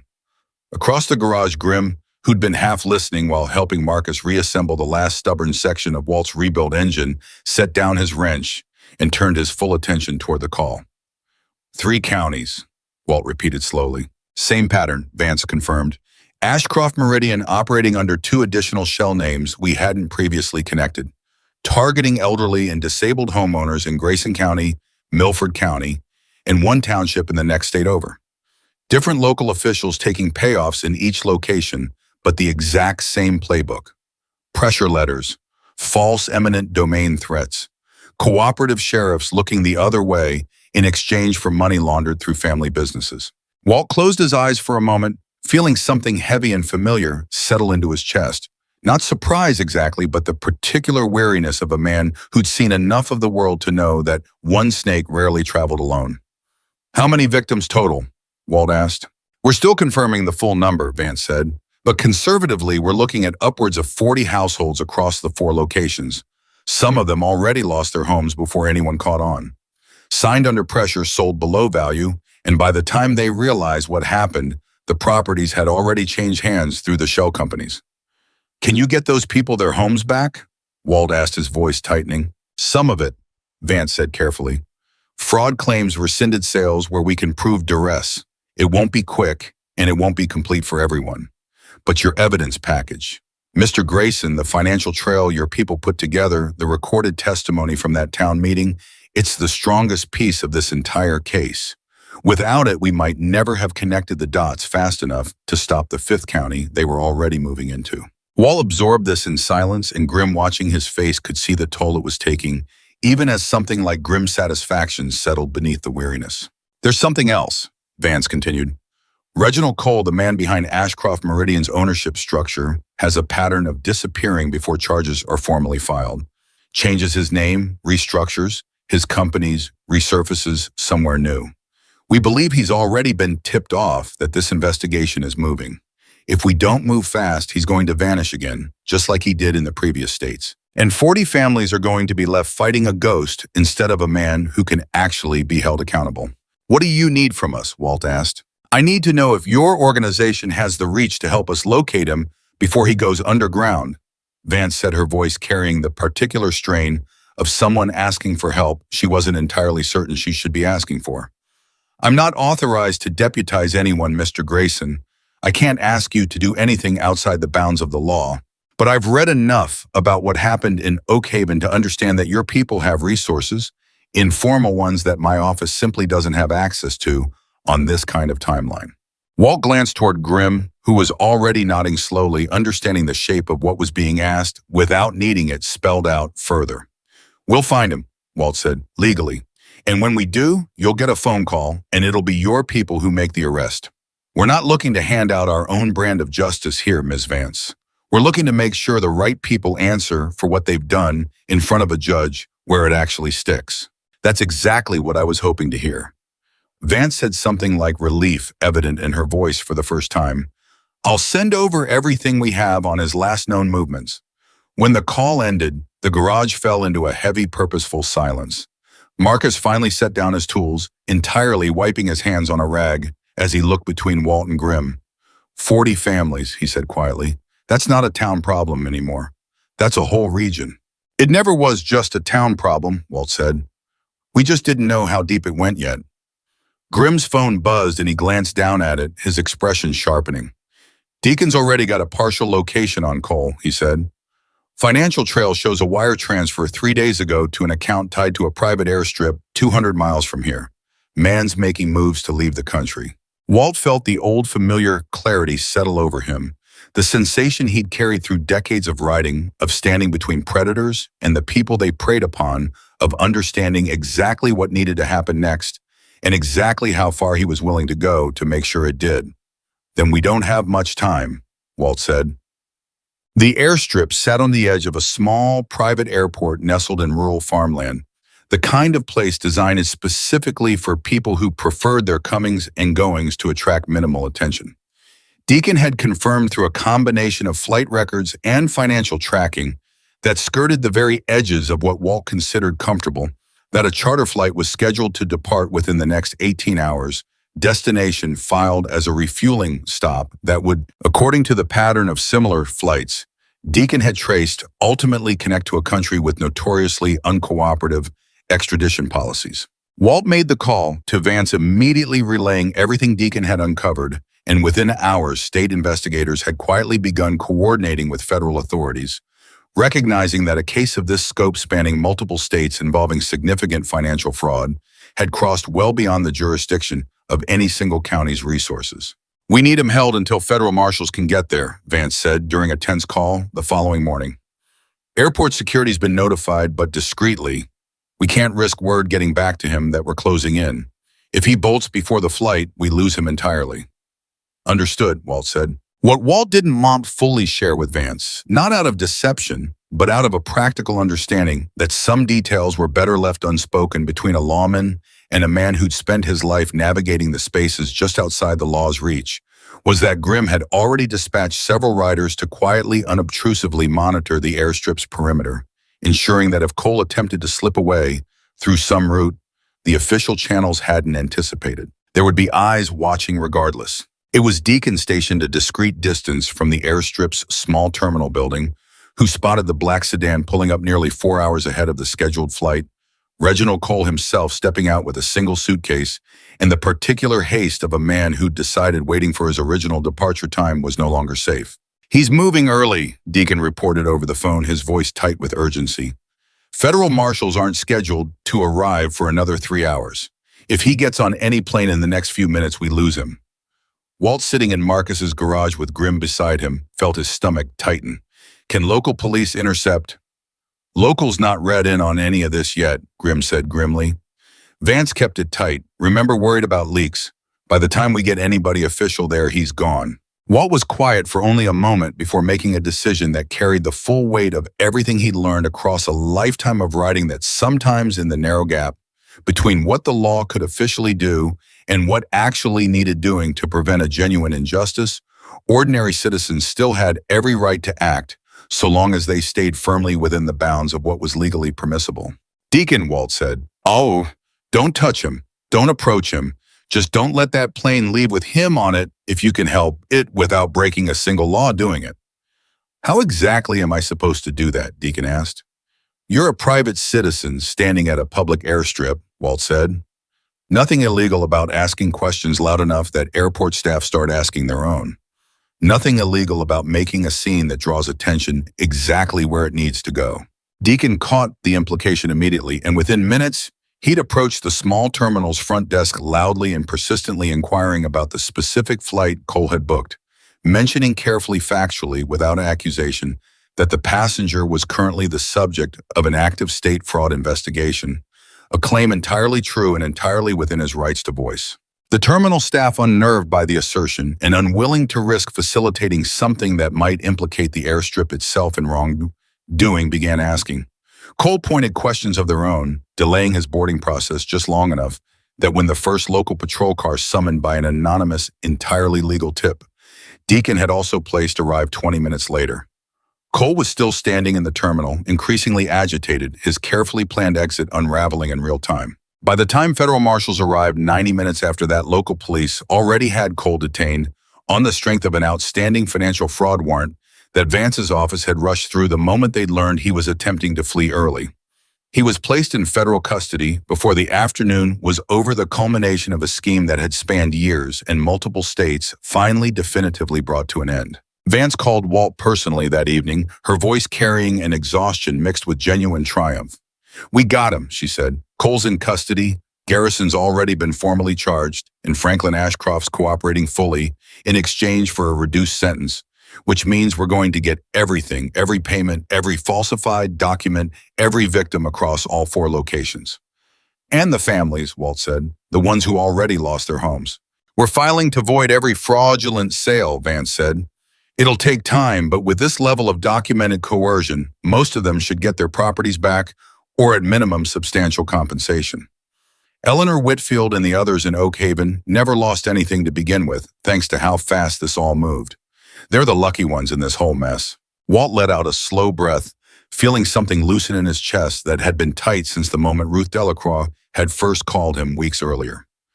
"Thank you," he said, "for seeing it through." "No," Vance said. "Thank you, Mr. Grayson. If you hadn't broken down on that street, if that town hadn't decided to treat you the way they did, none of this comes to light. Sometimes the worst afternoons end up mattering more than anybody realizes at the time." Word of the arrest spread through Oak Haven and the surrounding counties within days, the story picking up momentum far beyond what anyone had initially anticipated. National outlets, drawn by the scope of the fraud and the unusual details of how it had unraveled, began running segments on the case segments that more often than not mentioned the unlikely catalyst behind it all. An old biker whose broken-down motorcycle on a small-town street had somehow set an entire corruption scheme crashing down. Reporters began showing up at Marcus's garage hoping for interviews, but Walt turned nearly all of them away, uncomfortable with the growing attention, insisting repeatedly that the real credit belonged to Ruth Delacroix, to Eleanor Whitfield, and the other families who'd found the courage to speak publicly, to Deacon's tireless research, and to a state attorney's office willing to move fast once given the evidence it needed. I didn't do anything special. Walt told the one reporter he did agree to speak with a young woman from the regional paper who'd approached him with more humility than the rest. I just refused to let an old woman lose her home without a fight. Anybody would have done the same, given the chance. Not everybody would have, the reporter said gently. Most people would have driven on. You stopped. Walt had no answer for that because there was no answer that didn't sound falsely modest or unnecessarily grand. He'd simply done what felt right, the way he'd tried to do for the better part of 5 decades, and the fact that it had grown into something this large still sat strangely with him, like a coat that didn't quite fit the shoulders it had been draped over. Tommy Miller's transformation, meanwhile, had become its own small story within the larger narrative. The young man who'd mocked Walt on Main Street, who'd spent weeks quietly earning his way back into decency through honest work at Marcus's garage, now standing visibly proudly among the people who'd helped expose one of the largest elder fraud schemes the region had seen in years. You could have let me rot in that shame, Tommy told Walt one afternoon, the two of them standing beside Walt's motorcycle finally after weeks of painstaking work, fully reassembled and gleaming beneath the garage's overhead lights. Nobody would have blamed you. Shame doesn't build anything, Walt said, running a hand along the newly restored engine casing. It just sits there rotting a person from the inside. Better use for it is turning it into something that actually changes how you move through the world afterward. I think it did, Tommy said quietly. Change me, I mean. Walt studied him for a long moment, the weeks of honest labor visible in the young man's face. Not the arrogance that had defined him on that first afternoon, but something steadier, more grounded, earned through the unglamorous discipline of showing up day after day, doing the work without complaint or expectation of reward. I believe it did, Walt said finally. For what it's worth. It was worth quite a lot, judging by the way Tommy's face brightened at the words. The town meeting Oak Haven held 3 weeks later carried an entirely different atmosphere than the tense revelatory gathering that had first exposed the corruption. This one felt more like a celebration, though a subdued one tempered by the sobering knowledge of everything the town had nearly lost and everything other communities genuinely had lost before Oak Haven's story helped bring the whole scheme crashing down. The town council, in a decision that surprised absolutely no one who'd witnessed the events of the preceding weeks, voted unanimously to establish a community fund in honor of the residents who'd been targeted, providing legal assistance and financial support to elderly homeowners facing predatory pressure of any kind in the future. They named it, at Ruth Delacroix's insistence, the Whitfield Voss Protection Fund, honoring the 2 residents whose testimony had first cracked the case wide open. Eleanor Whitfield stood before the packed town hall, her cane steady beneath her, her voice carrying none of the fear that had gripped her weeks earlier. This town almost let me lose everything, she said, because it was easier to look away than to ask hard questions about what was happening to a neighbor. I don't say that with anger. I say it because I think we all need to remember it the next time somebody in this town looks different or seems out of place, or doesn't fit the picture we've decided a person is supposed to look like. Her eyes found Walt seated quietly near the back of the hall, alongside Grimm and several other club members who'd chosen to attend. This man, Eleanor continued, broke down on our street looking exactly like the kind of person this town has been taught to fear and dismiss. And he turned out to be the only one among all of us willing to actually fight for what was right. She paused, her voice thickening with emotion. I hope Oak Haven remembers that lesson a lot longer than it remembers the embarrassment of how we treated him that first afternoon. The applause that followed was long and genuine and carried none of the performative quality that had characterized the town's earlier treatment of Walt. When it finally quieted, the town's mayor, a woman named Patricia Alvarez, who'd been noticeably absent during the initial humiliation on Main Street, stepped forward to address the crowd. We'd like to formally recognize Walter Grayson, she said, for his role in protecting this community at considerable personal effort and expense from a scheme that could have devastated dozens of families across this region. And we'd like to extend a formal apology on behalf of this town for the way he was treated when he first arrived among us. Walt rose slowly from his seat, uncomfortable with the weight of attention now settling fully upon him, and made his way to the front of the hall. He stood before the podium for a long moment, gathering his thoughts, the entire town watching him with an attentiveness that stood in stark, almost surreal contrast to the dismissive mockery he'd endured on that first scorching afternoon. "I don't need an apology," Walt said finally, his voice carrying easily across the silent hall. "What happened to me that day was uncomfortable, sure, but it was nothing compared to what could have happened to Eleanor, to Harold, to Constance, to all the families in those other counties who didn't have anybody looking out for them in time." He paused, his eyes sweeping across the crowd, settling briefly on Tommy, who sat near the front, watching with quiet attention. "What I'd ask of this town instead," Walt continued, "isn't an apology, it's a promise. That the next time somebody rolls through here who doesn't look like what you expect, who doesn't fit the picture you've already decided is acceptable, you'll pause just for a moment before you decide what kind of person they are.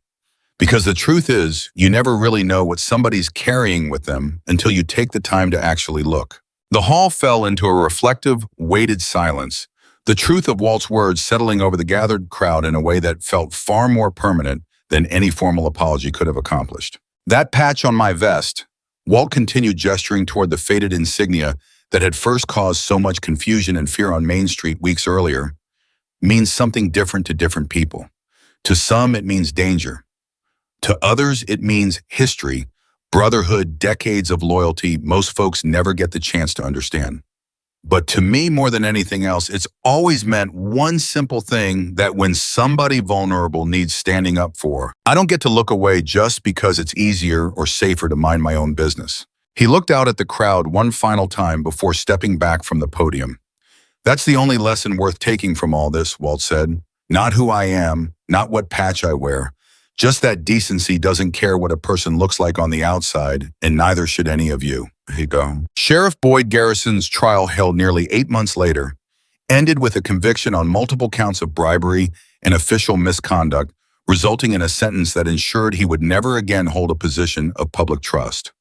Reginald Cole, facing charges across 4 states, ultimately accepted a plea deal that guaranteed significant prison time in exchange for full cooperation, providing prosecutors with the remaining evidence needed to secure convictions against Franklin Ashcroft and several other officials who'd been quietly complicit in the scheme.